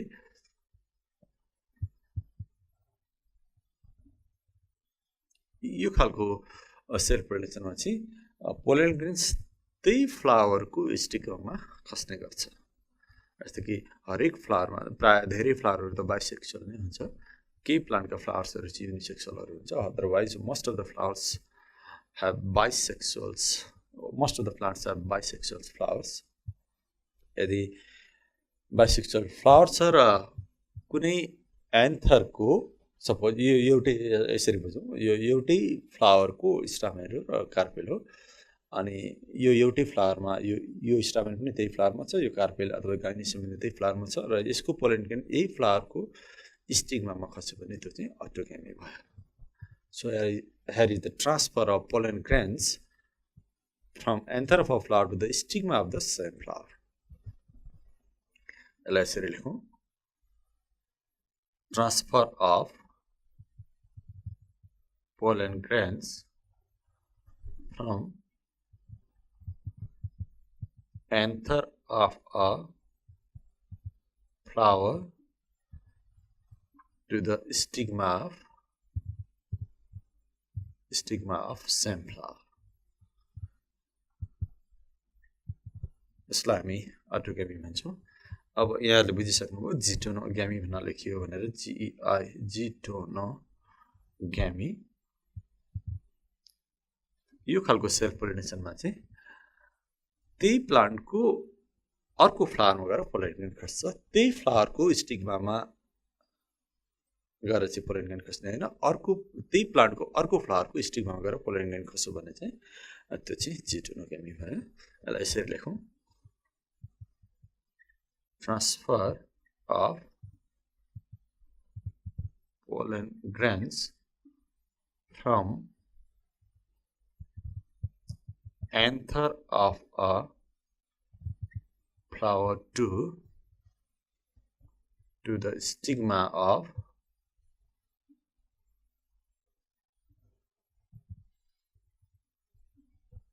another flower of the same plant. अब यहाँ फेरि डेफिनेसनलाई कम्पेयर गरौँ हामी सो यसले के भन्छ from anther of a flower to the stigma of the same flower भनेछ अनि यसले चाहिँ के भनेको छ भन्दाखेरि जिटोनोगेमी खालको सेल्फ पोलिनेसन भयो भने चाहिँ transfer of pollen grains from anther of a flower to the stigma of another flower त्यही फ्लावर होइन another flower but of the same plant so यसरी सेल्फ पोलिनेसन दुई खालको भयो अटोगेमी र जिटोनोगेमी सो फ्लावरहरू दुई खालको हुन्छ फेरि अर्को तरिकाले हेर्दाखेरि फ्लावरहरू दुई खालको हुन्छ एउटा ओपन फ्लावर र क्लोज फ्लावर भन्छ हामी टाइप्स अफ फ्लावर्स मैले यहाँ सानो अर्को एउटा कुरा सम्झाउन खोजेँ एउटा हुन्छ ओपन फ्लावर अर्को हुन्छ क्लोज फ्लावर दुई खालको फ्लावर हुन्छ ओपन फ्लावरको मिनिङ के हो भन्दाखेरि फ्लावर यसरी ओपन भएको हुन्छ सेपल पेटल यसरी बाहिरतिर फर्केको हुन्छ कि हामीले बाहिरबाट देख्न सक्छौँ एन्थर पनि मतलब कि स्टामेन पनि देख्न सक्छौँ गाइनेसियम पनि देख्न सक्छौँ अथवा कार्पेट पनि देख्न सक्छौँ एन्थर स्टिगमा दुईटै बाहिरबाट देखिन्छ किन भन्दाखेरि सेपल र पेटल यस्तो बाहिरतिर फर्केको छ सो त्यस्तो भयो भने त्यस्तो खालको फ्लावरलाई के भन्छ ओपन फ्लावर भन्छ हामी र कुनै कुनै प्लान्टको फ्लावर चाहिँ के हुन्छ भने क्लोज फ्लावर भन्नाले कस्तो बुझिन्छ भन्दा जहाँनेरि सेपल र पेटलको स्ट्रक्चर यस्तो तरिकाले बेन्ड भएको छ बाहिरबाट हेर्दाखेरि अब हामी एन्ड्रोसियम गाइनेसियमहरू देख्न सक्दैनौँ अथवा स्टिगमा एन्थरहरू बाहिरबाट देखिँदैन पेटलहरू यस्तो तरिकाले भित्रतिर फोल्ड भएको छ र यो भित्र जुन स्पेस बन्यो नि यहाँभित्रको यो बिचको स्पेस त्यहाँभित्र चाहिँ एन्थर र स्टिगमाहरू इन्क्लोज भयो by the help of petals specially अनि त्यस्तोलाई हामी क्लोज फ्लावर भन्छौँ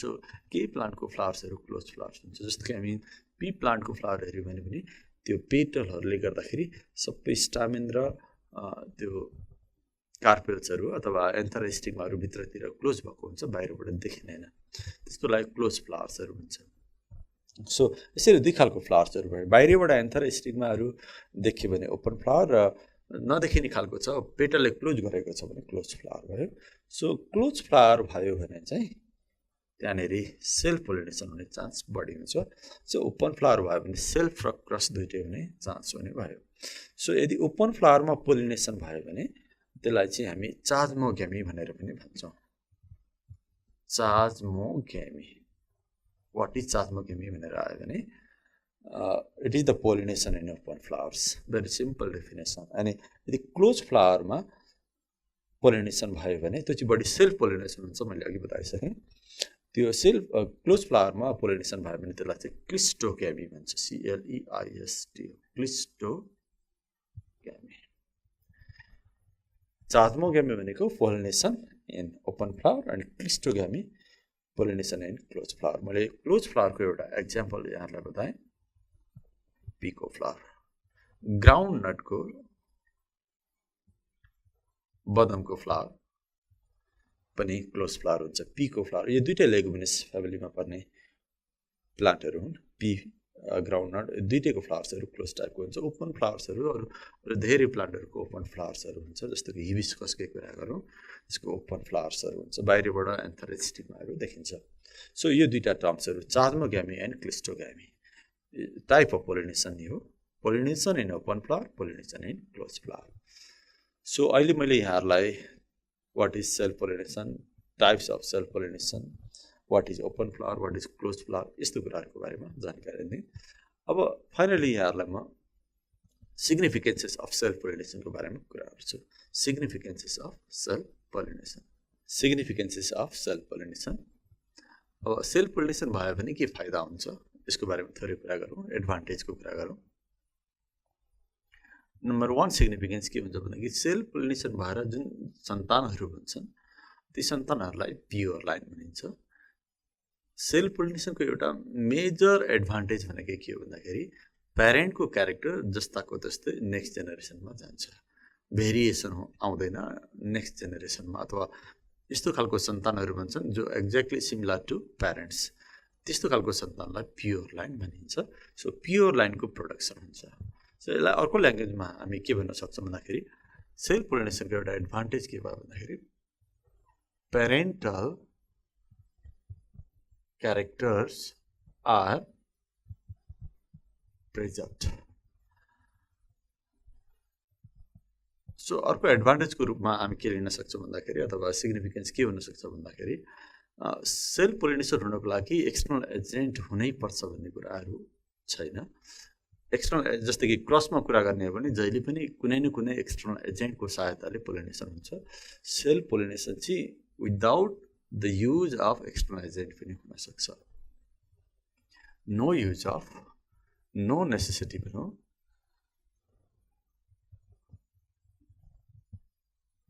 एक्सटर्नल एजेन्ट। अर्को थर्ड एडभान्टेज सेल्फ पोलिनेसन एउटै मात्रै प्लान्ट भयो भने पनि हुन्छ। क्रस हुनको लागि दुईवटा प्यारेन्ट्सहरू चाहियो, एउटाबाट उडेर गएर अर्को खालको प्लान्टमा गएर ट्रान्सफर हुनु पऱ्यो, दुईवटा प्यारेन्ट्सहरू चाहियो, दुईवटा प्लान्टहरू चाहियो। सेल्फ पोलिनेसन एउटै प्लान्टमा भए पनि सम्भव हुने भयो। So self pollination requires single parent. अनि यो अलिक बढी स्योर मेथड हुन्छ। सेल्फ पोलिनेसनबाट पोलिनेसन भयो भने पोलन ग्रेन्स स्टिग्मामा खस्ने चान्स अलिक बढी हुन्छ। क्रसबाट भयो भने, किनभने क्रसबाट त एउटाबाट अर्कोमा जानुपर्ने हुन्छ, कहिले पुग्छ कहिले पुग्दैन पोलिनेस। सो क्रस चाहिँ अलिकति लेस स्योर मेथड भयो, यो चाहिँ अलिक बढी स्योर मेथड भयो। र प्लान्टले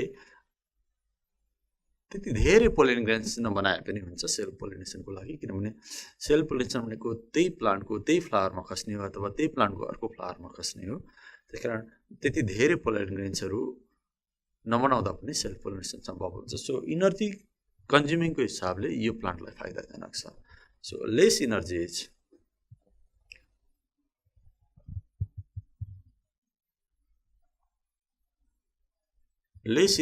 consumed to produce pollen grains।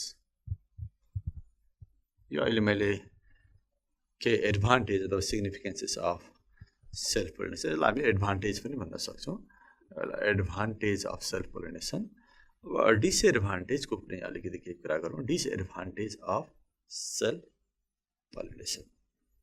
Self pollination भने बेफाइदा के भन्दाखेरि नम्बर 1 फेरि मैले यहाँनिर थपेँ डिसएडभान्टेजमा। सेल्फ पोलिनेसन भयो भने यदि प्यारेन्ट्सको नराम्रो क्यारेक्टर छ भने त्यो क्यारेक्टर नेक्स्ट जेनेरेसनमा जाने भयो हामी हटाउन सक्दैनौँ, र कुनै एउटा नयाँ क्यारेक्टर नेक्स्ट जेनेरेसनमा इन्ट्रोड्युस गर्न पनि सक्दैनौँ। त्यो मेजर डिसएडभान्टेज भयो। लाई यसरी लेखौँ, undesired characters of parent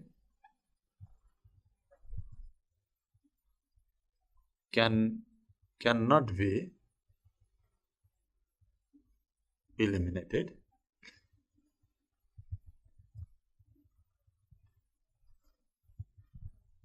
new characters cannot be added to the next generation।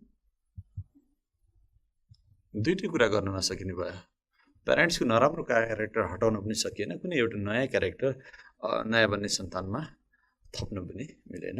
So regular self pollination भयो भने प्लान्टको भाइटालिटी बाँच्न सक्ने क्यापासिटी घट्दै घट्दै जान्छ, एडेप्टेसन गर्ने क्यापासिटी पनि घट्दै घट्दै जान्छ, रेजिस्टिभिटी घट्दै जान्छ।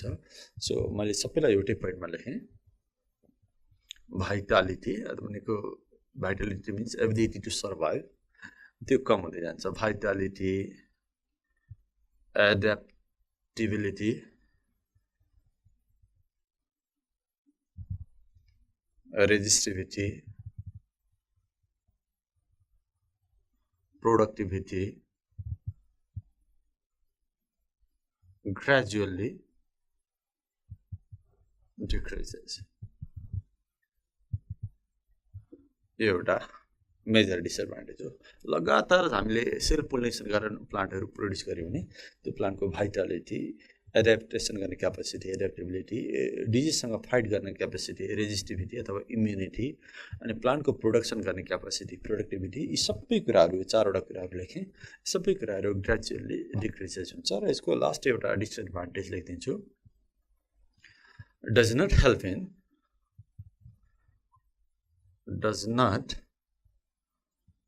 in evolution। यो खालको पोलिनेसन भयो अथवा सेल्फ पोलिनेसन भयो भने नयाँ खालको स्पिसिस बन्ने चान्स कम हुन्छ, अथवा यो खालको पोलिनेसनले यो इभोल्युसन भन्ने प्रोसेसमा खासै सपोर्ट गर्दैन। यो मैले के मेजर डिसएडभान्टेजहरू यहाँहरूको सामु राखेँ। यो एडभान्टेज, यो यिनीहरू भनेको चाहिँ डिसएडभान्टेजहरू भयो। सो अहिले हामीले कुरा गऱ्यौँ सेल्फ पोलिनेसनको बारेमा। अब हामी कुरा गर्दैछौँ क्रस पोलिनेसन। अब म यहाँहरूलाई पोलिनेसनको अर्को टाइप क्रस पोलिनेसनको बारेमा कुरा गर्छु। पहिला यसको डेफिनेसनबाट सुरु गरौँ, के हो क्रस पोलिनेसन भनेर। हुन त अघि पनि अलिकति कुरा गरिसक्यो। सो पहिला डेफिनेसन लेख्छु अनि कुरा गरौँला।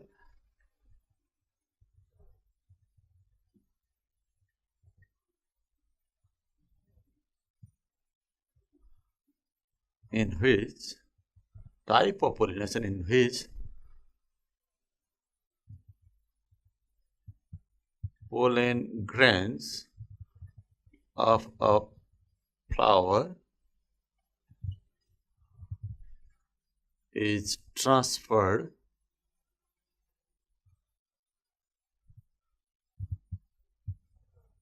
to the stigma of a genetically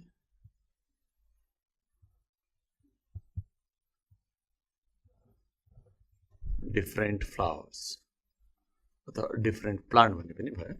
so यहाँ मैले डेफिनेसन लेखेँ, it is a type of pollination in which pollen grains of a flower is transfer to the stigma of genetically different flowers. So आफूभन्दा फरक खालको प्लान्टको फ्लावरमा यदि pollination खस्यो भने त्यसलाई हामी क्रस पोलिनेसन भन्छौँ। सो क्रस पोलिनेसन भयो भने फाइनली क्रस फर्टिलाइजेसन हुन्छ। त्यो पनि यहाँ मैले यहाँहरूलाई सम्झाएँ। Cross pollination leads to cross fertilisation. अनिखेरि क्रस पोलिनेसनको लागि जहिले पनि एक्सटर्नल एजेन्ट चाहिन्छ।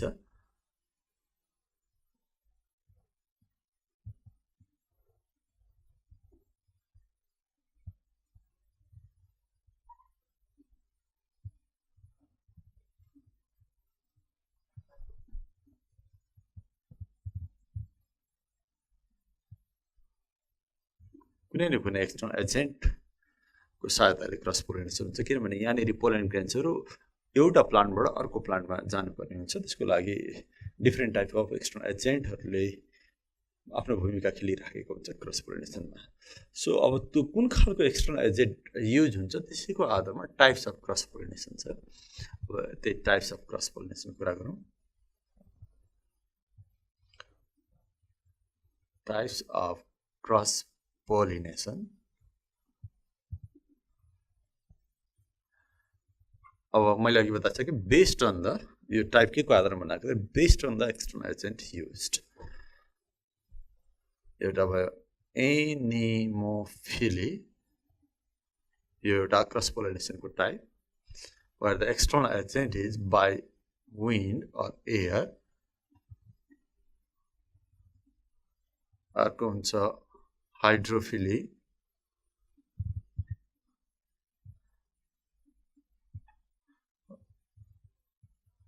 in which the pollination occurs by water or raindrops। अर्को हुन्छ zoophily, in which the cross pollination is carried out by animals। So mainly three types of cross pollination भयो, anemophily, hydrophily and zoophily. एयरले अथवा हावाले pollination गर्यो भने this is anemophily type of pollination. If pollination is completed with the help of water, then hydrophily, by animals, then it is called zoophily। र यो एयरले pollination गर्ने प्लान्टहरूलाई चाहिँ एनिमोफिलस प्लान्ट भन्छ। त्यस्तै वाटरले पोलिनेसन गर्ने प्लान्टहरूलाई हाइड्रोफिलस, त्यस्तै एनिमलले पोलिनेसन गर्ने प्लान्टहरूलाई जुफिलस भन्छ। प्लान्टहरूलाई चाहिँ हामी जस्तो कि यसको कुरा गर्ने भने यो एनिमोफिली चाहिँ टाइप भयो, अनि यो टाइपको पोलिनेसन हुने प्लान्टलाई चाहिँ एनिमोफिलस। त्यस्तै hydrophily is a type of pollination, type of cross pollination, र हाइड्रोफिली टाइपको क्रस पोलिनेसन हुने प्लान्टलाई हाइड्रोफिलस प्लान्ट भनिन्छ। यसै गरी zoophilous plant, zoophily. So anyway there are 3 types of cross pollination, anemophily, hydrophily, zoophily. अब यसको मेन क्यारेक्टर के हो, कस्तो प्लान्टमा एनिमोफिली टाइप अफ पोलिनेसन हुन्छ, त्यसको बारेमा थोरै कुराहरू म यहाँहरूलाई सम्झाउँछु। अब म एनिमोफिलीको बारेमा केही कुरा गर्दैछु। एनिमो भनेको एयर, फिली भनेको एट्र्याक्सन। यसको वर्डलाई हामीले छुट्याएर हेऱ्यौँ भने एनिमो भनेको एयर हुन्छ, एनिमो भनेको एयर, PHILOS फिलस भनेको एट्र्याक्सन,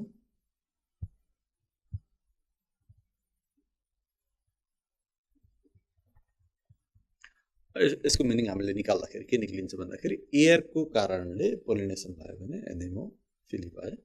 सो यहाँ हामीले मेन कुरा बुझ्नुपर्ने हुन्छ कि एनिमोफिली टाइप अफ पोलिनेसन हुनको लागि अथवा एनिमोफिलस प्लान्ट्समा कस्तो क्यारेक्टर हुन्छ अथवा कस्तो क्यारेक्टर भएको प्लान्टमा एयरले पोलिनेसन गर्छ, त्यो कुरा चाहिँ अलिकति इम्पोर्टेन्ट हुन्छ। म त्यो कुरा यहाँलाई सम्झाउन गइरहेको छु। सो धेरै प्लान्टहरूमा एनिमोफिली टाइप अफ पोलिनेसन हुन्छ, स्पेसली ग्रामिनी फ्यामिलीको प्लान्टहरू अथवा मोनोकोट जातको प्लान्टहरूमा एयरले पोलिनेसन गर्छ। अब म त्यही कुरा यहाँलाई बताइरहेको छु।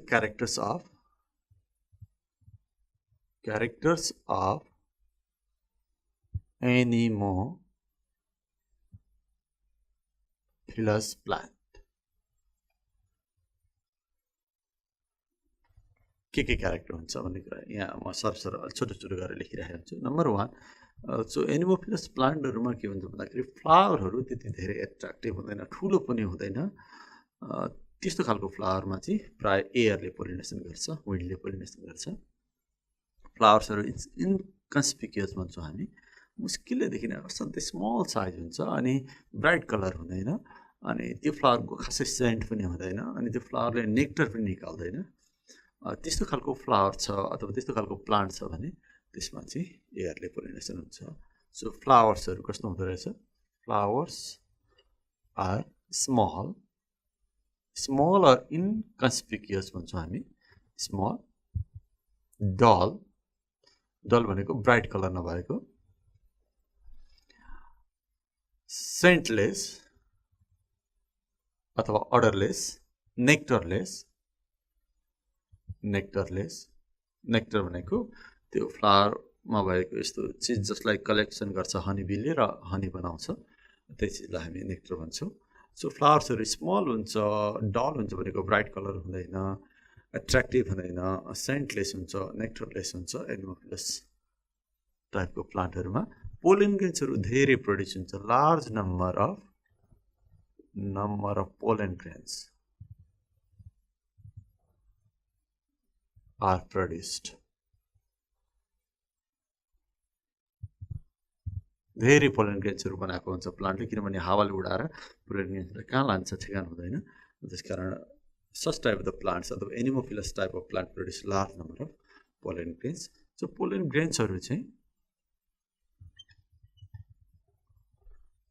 ग्रेन्सहरू एकदमै हल्का हुन्छ, हावाले उडाउन सक्ने, लाइट हुन्छ, लाइट भनेको हल्का, light and dry. Pollen grains are light and dry हुन्छ। अनि अर्को स्टिकमा चाहिँ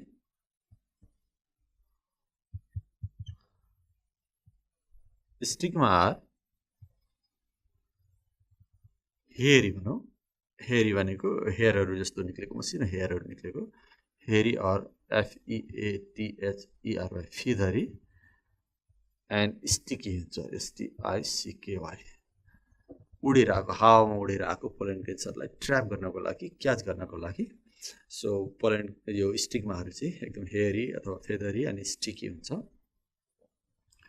यस्तो खालको स्टिग्मा हुन्छ। र अर्को यो प्राय एनिमोफिलस प्लान्टहरूको फ्लावरहरू चाहिँ त्यो लिफको लेभलभन्दा अलिकति माथितिर टुप्पामा प्लान्टको टुप्पामा फ्लावर्सहरू निक्लिरहेको हुन्छ सो द्याट त्यो एयरले त्यो पोलन ग्रेन्सहरूलाई सजिलै उडाउन सकोस् भनेर सो यसलाई यसरी लेखौँ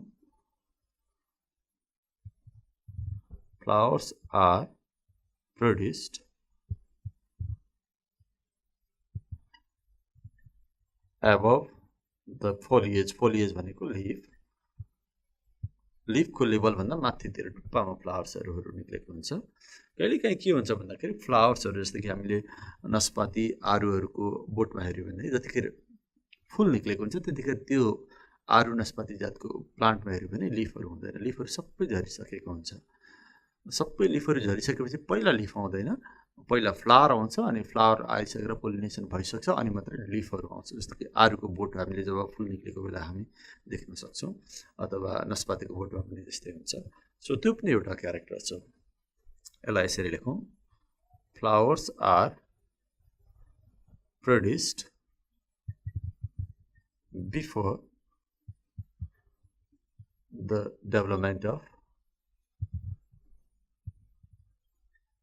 of leaves मैले केही इम्पोर्टेन्ट क्यारेक्टर्सहरू लेखेँ जुन क्यारेक्टर भएको प्लान्टहरूमा एयरबाट पोलिनेसन हुन्छ जस्तो कि एक्जाम्पल्सको रूपमा हामीले लेख्नु पऱ्यो भने चाहिँ राइस मेज यी जातको प्लान्टहरूमा चाहिँ प्राय एयरले पोलिनेसन गर्छ अरू प्लान्टमा पनि गर्छ तर मस्टली सो त्यसै गरी अब हामी हाइड्रोफिलीको बारेमा कुरा गर्छौँ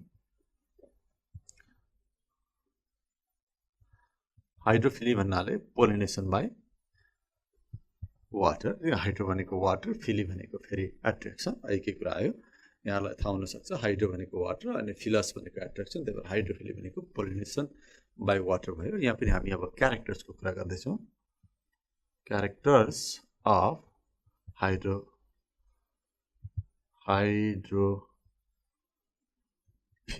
प्लान्ट्स हाइड्रोफिलस प्लान्ट्सको क्यारेक्टर्सहरू यसो हेरौँ सो पानीमा पाइने प्लान्ट्सहरू एक्वाटिक प्लान्ट्सहरूमा कसरी पोलिनेसन हुन्छ त्यसको कुरा गर्न आँट्दैछु अथवा त्यो प्लान्टहरूमा कस्तो क्यारेक्टर हुन्छ भन्ने कुरा हो सो यो यदि पानीमा पाइने प्लान्टमा पोलिनेसन हुनु पर्यो भने र अथवा पानीले पोलिनेसन गर्ने प्लान्ट हो भने त्यो प्लान्टको फ्लावर पनि यस्तै नै हुन्छ पानीभित्र पाइने प्लान्टको फ्लावर्सहरू हेऱ्यो भने ती फ्लावर्सहरू पनि सानो साइजको हुन्छ खासै ब्राइट कलर हुँदैन सेन्ट हुँदैन नेक्टर हुँदैन यो क्यारेक्टर यहाँ पनि मिल्छ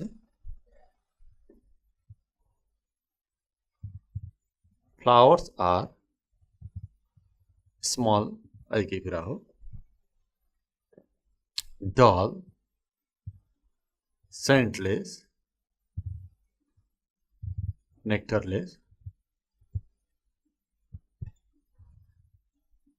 अर्को कुरा यहाँनिर जस्तो कि large number of pollen grains are produce भनेको छ एनिमोफिलसमा यहाँ पनि एक्ज्याक्टली त्यही कुरा हो यो पानीभित्र हुने फ्लावर्सले पनि धेरै पोलन ग्रेन्स बनाउनु पर्ने हुन्छ त्यो जस्तो हावाले उडाएर कहाँ लान्छ ठेगान हुँदैन त्यस्तै पानीले पनि बगाएर कहाँ लान्छ त्यसको पनि खासै ठेगान हुँदैन त्यही भएर so large number of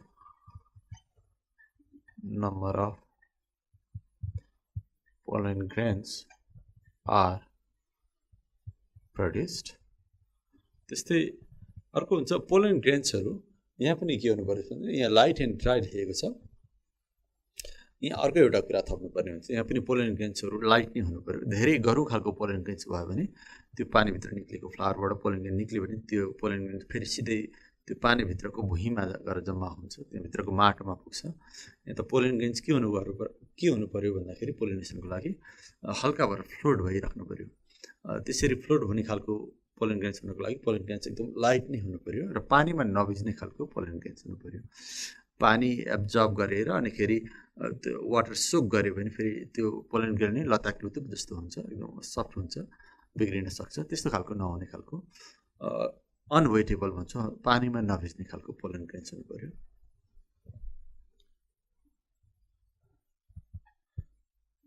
grains are light and unwettable भनेको पानीमा नभिज्ने खालको पोलन ग्रेन्सहरू हुनु पर्यो अनि स्टिकमा कस्तो हुनु पर्यो भन्दाखेरि स्टिकमा पनि यहाँ जस्तै हो, स्टिकमा हेयरी फेदरी स्टिकी नै हुनु पर्यो। स्टिकमा आर फिदरी स्पेसल्ली फिदरी हुन्छ, फिलामेन्टस हुन्छ, लामो लामो हुन्छ, filamentous and hairy, filamentous and sticky.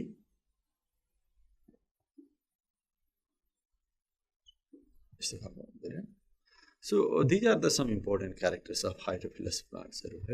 So यसको एक्जाम्पलमा हामी लेख्न सक्छौँ। अब पानीभित्र पाइने प्लान्टहरू कुनै कुनै एक्जाम्पल हामी लेख्न सक्छौँ यसमा। जोस्टेरा JOSTERA जोस्टेरा, भ्यालिसनेरिया यी प्लान्टहरूमा, यी एक्वेटिक प्लान्ट्सहरू हुन्। यी प्लान्टहरूमा वाटरले पोलिनेसन हुन्छ। अब वाटरले पोलिनेसन गर्ने प्लान्टहरू पनि कुनै यस्तो खालको हुन्छ, फ्लावर्सहरू चाहिँ माथि फ्लोट गरिराखेको हुन्छ, प्लान्टभित्रै भए पनि त्यो एक खालको प्लान्ट भयो, पानीमा पाइने प्लान्ट पनि। अनि एक खालको पानीमा पाइने प्लान्ट चाहिँ के हुन्छ, पुरै पानीभित्र हुन्छ, प्लान्ट पनि पानीभित्रै र त्यसको फ्लावर पनि पानीभित्रै हुन्छ। दुई खालको कन्डिसन भयो, प्लान्ट पनि पानीभित्रै हुने र फ्लावर पनि भित्रै हुने, त्यस्तो सबमर्ज प्लान्ट भन्छौँ हामी, पानीभित्र डुबेको। अनि एक खालको पानीमा पाइने प्लान्ट चाहिँ कस्तो हुन्छ, प्लान्ट पानीमा भए पनि त्यसको फ्लावर्सहरू अनि लिफहरू चाहिँ माथि वाटरको सर्फेसमा फ्लोट गरिराखेको हुनसक्छ। सो दुईटैमा जसरी पोलिनेसन हुन्छ त्यो चाहिँ दुईटै हाइड्रोफिलीमै पर्छ। इपी हाइड्रोफिली र हाइपो हाइड्रोफिली भन्ने दुईवटा टर्म्सहरू यहाँ युज हुन्छ, त्यो टर्म्स म यहाँ लेखिदिन्छु। यसलाई टाइप्स पढेर पनि हामी लेख्न सक्छौँ। इपी हाइड्रोफिली र हाइपो हाइड्रोफिली। यस्तो इपी हाइड्रोफिली भयो भने चाहिँ प्लान्ट पानीभित्रै भए पनि फ्लावर लिफहरू चाहिँ फ्लोट गरिराखेको हुन्छ सर्फेसमा। सो पोलिनेसन कहाँ हुन्छ भन्दाखेरि occurs on the surface of water. Pollination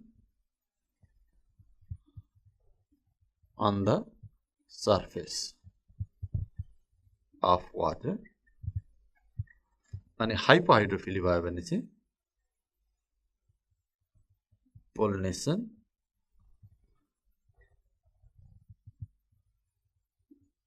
inside the water।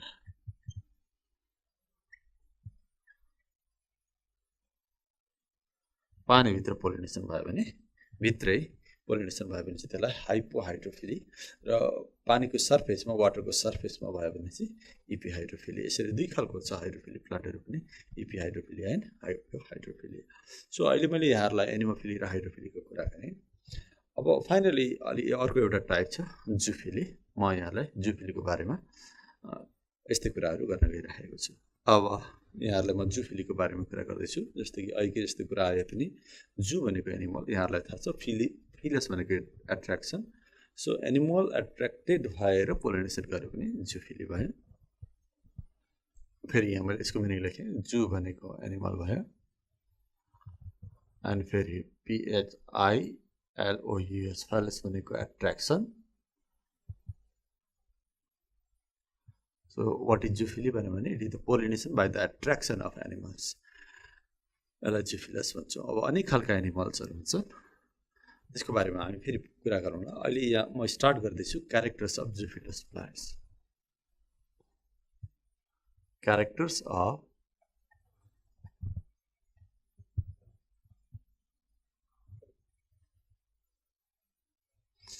एनिमलले pollination गर्ने प्लान्टहरूमा कस्तो क्यारेक्टर देखिन्छ। यहाँ एनिमल भने मैले, एनिमल भन्नाले अब यहाँ ठुलो ठुलो एनिमलदेखि सानो इन्सेक्ट्सहरू, बर्ड्सहरू सबै एनिमलमै पर्ने भयो।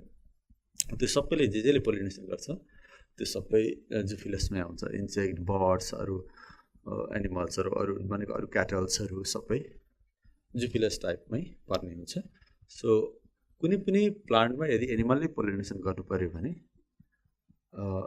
त्यो प्लान्टको फ्लावरमा अथवा त्यो प्लान्टमा कस्तो क्यारेक्टर देखिन्छ त्यसकै कुरा गर्दैछु। क्यारेक्टर्स अफ जुफिलस प्लान्ट्स, जस्तो कि यहाँ लेखौँ नम्बर 1 क्यारेक्टर। अब यसमा चाहिँ अगाडि दुईटाको टाइपभन्दा फरक हुन्छ। फ्लावर्सहरू चाहिँ एकदमै एट्र्याक्टिभ हुन्छ, flowers are large,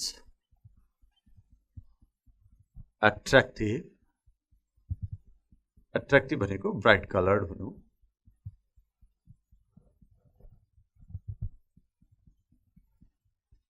scented with nectar, nectar पनि हुन सक्छ। सो यस्तो खालको फ्लावर्स हुन्छ, परैबाट देखिने, झट्टै देखिने, परैबाट एट्र्याक्सन गर्ने खालको एकदम ब्राइट कलर फ्लावर्सहरू भयो भने एनिमलले पोलिनेसन गर्ने चान्स बढी हुन्छ। सो अर्को जुफिलस प्लान्टहरूको अर्को क्यारेक्टर के हुन्छ भन्दाखेरि पोलन ग्रेन्सहरू चाहिँ एकदमै स्टिकी खालको हुन्छ।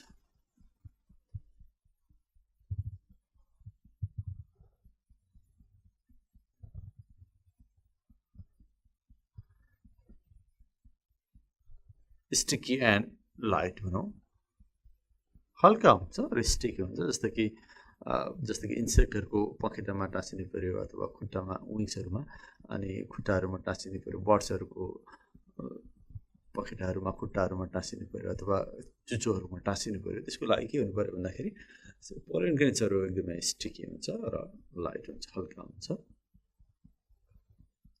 मैले मेन क्यारेक्टर मात्रै लेखेर आएको छु। त्यस्तै अब स्टिग्मा कस्तो हुन्छ? स्टिग्मा हेरी एन्ड स्टिकी।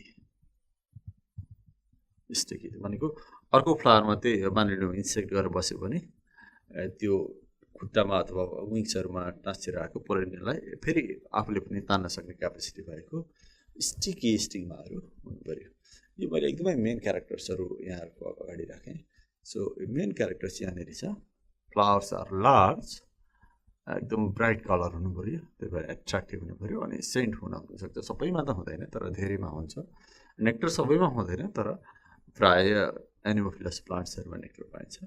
अनि पोलिन चाहिँ मैले बताएँ नि, they are sticky and light and stigma are hairy and sticky. एकदमै basic main characters of zoophilous प्लान्टको कुरा गरेँ। अब जुफिलस भनेको एनिमलले गर्ने पोलिनेसन भयो, क्रस पोलिनेसन भयो। अब त्यो पनि कुन एनिमलले गर्छ त्यसको आधारमा फेरि त्यसको पार्टिकुलर टाइपहरू पनि बनाइएको हुन्छ। के इम्पोर्टेन्ट जुफिलस प्लान्ट्सहरूको क्याटेगोरी म यहाँलाई बताउँछु, पोलिनेसनको टाइपहरू बताउँछु। जस्तो कि टाइप्स अफ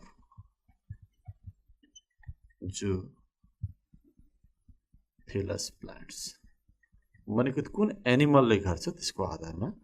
जस्तो कि एउटा छ इन्टोमोफिली, यो जुफिलीको टाइप नै हो। The types of zoophilous plants, if the zoophilous plant conduct its pollination with the help of insect, then it is called entomophily. Entomology यहाँहरूले सुन्नुभएको होला, entomology means study of insect। त्यसबाट entomophily भनेको pollination by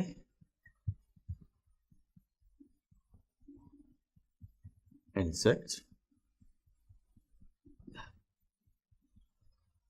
entomophily, ornithophily एउटा अर्को जुफिलसकै type हो। अर्निथोफिली, अर्निथोलोजी भनेको study of birds, त्यसैबाट बुझ्न सक्नुहुन्छ। अर्निथोफिली भनेको pollination by birds, different type of बर्ड्सहरूले पोलिनेसन गर्यो भने अर्निथोफिली। फेरि यसभित्रको पनि एउटा टाइप हुन्छ अर्निथोफिलीकै एउटा हामी चिरेप्टेरोफिली भन्छौँ। चिरेप्टेरोफिली यो चाहिँ पोलिनेसन बाई ब्याट, ब्याटले पनि पोलिनेसन गर्छ। चमेरा भन्छौँ हामी, चमेराले हुन त राति उड्छ अनि अलिक ठुलो साइजको फ्लावरहरूमा यसले नेक्टर खोज्दै हिँडिराखेको हुन्छ राति। जस्तो कि कदमको एउटा कदम भने ठुलो रुख हुन्छ, त्यसको फ्लावर्सहरूमा प्राय ब्याटले पोलिनेसन गर्छ। त्यस्तै यो हामीले भन्छौँ केरा, बनानाको जुन फ्लावर्सहरू हुन्छ त्यो फ्लावरमा पनि त्यहाँ नेक्टर हुन्छ, त्यसलाई खोज्दै ब्याटहरू राति कुदिराखेको हुन्छ। सो पोलिनेसन बाई ब्याट भयो भने त्यो चाहिँ चिरेप्टेरोफिली भन्ने बुझिन्छ। सो अर्को छ मालाको फिली भन्ने हुन्छ। मालाको फिली यो भनेको चाहिँ पोलिनेसन बाई स्नेल्स अथवा मोलस्काहरू हुन्छ। सङ्ख्या किराहरू अथवा स्नेल्सहरू कहिलेकाहीँ हिँड्दै जाँदाखेरि त्यो प्लान्टहरूको ब्रान्चहरूमा लिफहरूमा हल्लिँदै जाँदाखेरि त्यसले पनि पोलिनेसन गर्छ। त्यस्तै कहिलेकाहीँ स्नेकले पनि गर्छ। स्नेकले पोलिनेसन गर्यो भने चाहिँ ओफियोफिली भन्छौँ। ओफियो OPHIO ओफियोफिली चाहिँ पोलिनेसन बाई स्नेक्स। यसरी यो जुफिलस प्लान्ट्सहरू पनि अनेक खालको हुन्छ। केले पोलिनेसन गर्छ त्यसको आधारमा जस्तै कि मैले सम इम्पोर्टेन्ट टाइप्सहरू लेखेँ, यस्तो टाइप्सहरू धेरै नै छ। सो यसरी मैले यहाँहरूलाई अहिलेसम्म के बताएँ भन्दाखेरि 3 टाइप्स अफ क्रस पोलिनेसनको बारेमा मेन क्यारेक्टर्स र एक्जाम्पल्सहरू यहाँहरूलाई बताएँ। जस्तै कि सुरुमा मैले बताएँ एनिमोफिलस प्लान्ट्स र त्यसको क्यारेक्टर अथवा एनिमोफिलीको बारेमा, त्यस पछाडि हाइड्रोफिलीको बारेमा, त्यस पछाडि अहिले जुफिलीको बारेमा, अनि जुफिलीत्रका पनि केही specific type of zoophilous plants based on the external agent used. So यो यसका अरू धेरै टाइपहरू हुन्छ, मैले यहाँहरूलाई सम्झाइराखेको छु। एनिवे, सो यसरी क्रस पोलिनेसन हुने गर्छ। अब क्रस पोलिनेसनका पनि फाइदा र बेफाइदाहरू छन्। अब छोटो त्यसको बारेमा कुरा गरौँ। अब म यहाँहरूलाई advantage and disadvantage of cross पोलिनेसनको बारेमा कुरा गर्न गइरहेको छु। म सुरु गर्छु एडभान्टेज अफ क्रस पोलिनेसन। अब म यहाँहरूलाई एडभान्टेज अफ क्रस पोलिनेसनको बारेमा कुरा गर्दैछु। सो सेल्फ पोलिनेसनको पनि आफ्नो एडभान्टेज छ, डिसएडभान्टेज छ, त्यसको बारेमा हामीले अगाडि नै कुरा गरिसक्यौँ। सो आज कुरा गर्दैछु क्रस पोलिनेसनको एडभान्टेजहरू के छ। क्रस पोलिनेसनको मेन एडभान्टेज भनेकै यसमा प्यारेन्ट्समा भएको नराम्रो क्यारेक्टर्सहरूलाई हामी हटाउन सक्छौँ र नेक्स्ट जेनेरेसनमा बन्ने सन्तानहरूमा नयाँ क्यारेक्टर इन्ट्रोड्युस गर्न सक्छौँ। त्यो नै सबैभन्दा मेन एडभान्टेज भयो। यसलाई यसरी लेखौँ, undesired means unwanted characters of parents can be removed, हटाउन सकिन्छ। New character can be added to offspring, जुन नयाँ सन्तान भन्छ त्यसलाई अफस्प्रिङ भनिन्छ। त्यसमा नयाँ क्यारेक्टर थप्न पनि मिल्छ। सो क्रस पोलिनेसनको एउटा एडभान्टेज, इट प्रोड्युसेस भेरिएसन। नयाँ सन्तान जुन क्रस पोलिनेसनबाट जुन सन्तान बन्छ त्यसलाई हाइब्रिड भन्छौँ। त्यो हाइब्रिड्सहरू जेनरली प्यारेन्ट्सभन्दा सुपेरियर हुन्छ।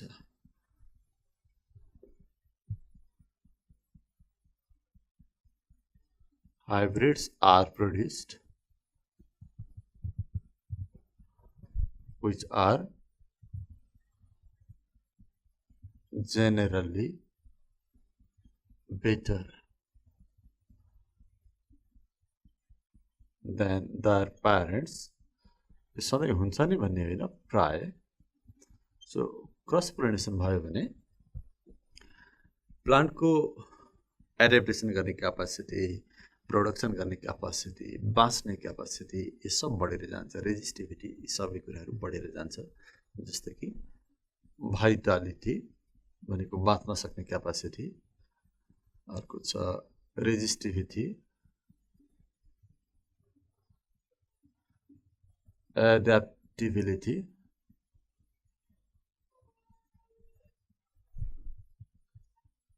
And productivity increases.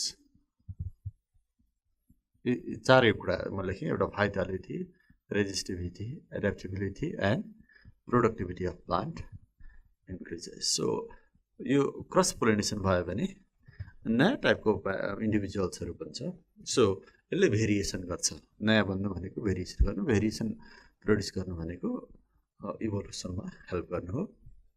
So cross pollination it helps in producing variation. So help in So helps in evolution.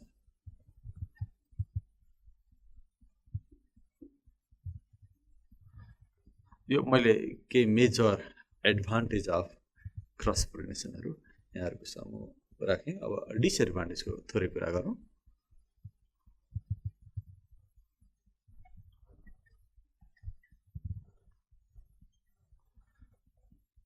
हरेक प्रोसेसका एडभान्टेज डिसएडभान्टेज हुन्छन्। म केही डिसएडभान्टेजहरू यहाँको सामु राख्दैछु। जस्तै कि नम्बर 1 मा मैले लेखेँ कि प्यारेन्ट्समा यदि राम्रो क्यारेक्टर छ भने त्यो राम्रो क्यारेक्टर यदि क्रस पोलिनेसन भयो भने हराउन सक्छ। सेल्फमा हो भने प्रिजर्भ हुन्छ, क्रसमा हो भने हराउने चान्स हुन्छ।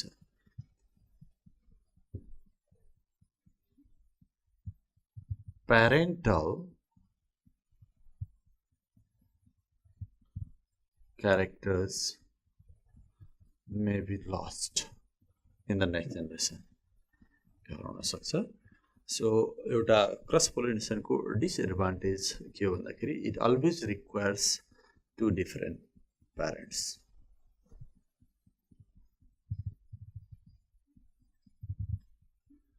Requires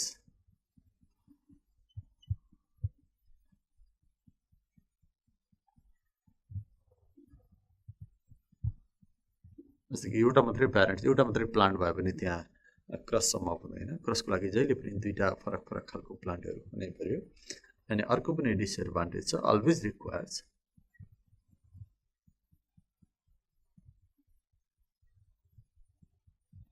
some external agent. जस्तै कि इन्सेक्ट चाहिन्छ, एयर चाहिन्छ, वाटर चाहिन्छ, जहिले पनि एक्सटर्नल एजेन्टहरू चाहिन्छ। सो अर्को यसको एउटा डिसएडभान्टेज के हो भन्दाखेरि जो क्रस पोलिनेसन चाहिँ अलिक लेस स्योर मेथड भयो। सेल्फ भयो भने चाहिँ त्यही प्लान्टको फ्लावरको एन्थरबाट स्टिकमा त्यही फ्लावरमा झर्ता भयो। क्रसमा चाहिँ उडेर जानुपर्ने भएको हुनाले, एउटा प्लान्टबाट अर्को प्लान्टमा जानुपर्ने भएको हुनाले यो लेस स्योर मेथड भयो। Lace sure method of pollination. र लास्टमा एउटा सम्झौँ कि प्लान्टले धेरै पोलन ग्रेन्सहरू प्रड्युस गर्नुपर्ने हुन्छ क्रस पोलिनेसनको लागि। सेल्फको लागि थोरै भए पनि हुन्छ, क्रसको लागि एक ठाउँबाट अर्को ठाउँमा जानुपर्ने हुनाले प्लान्टले धेरै इनर्जी खर्च गर्नुपर्छ, किनभने धेरै पोलन ग्रेन्स प्रड्युस गर्नुपर्ने हुन्छ। So this cross pollination requires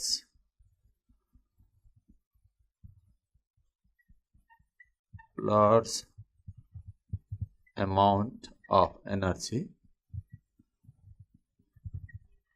to produce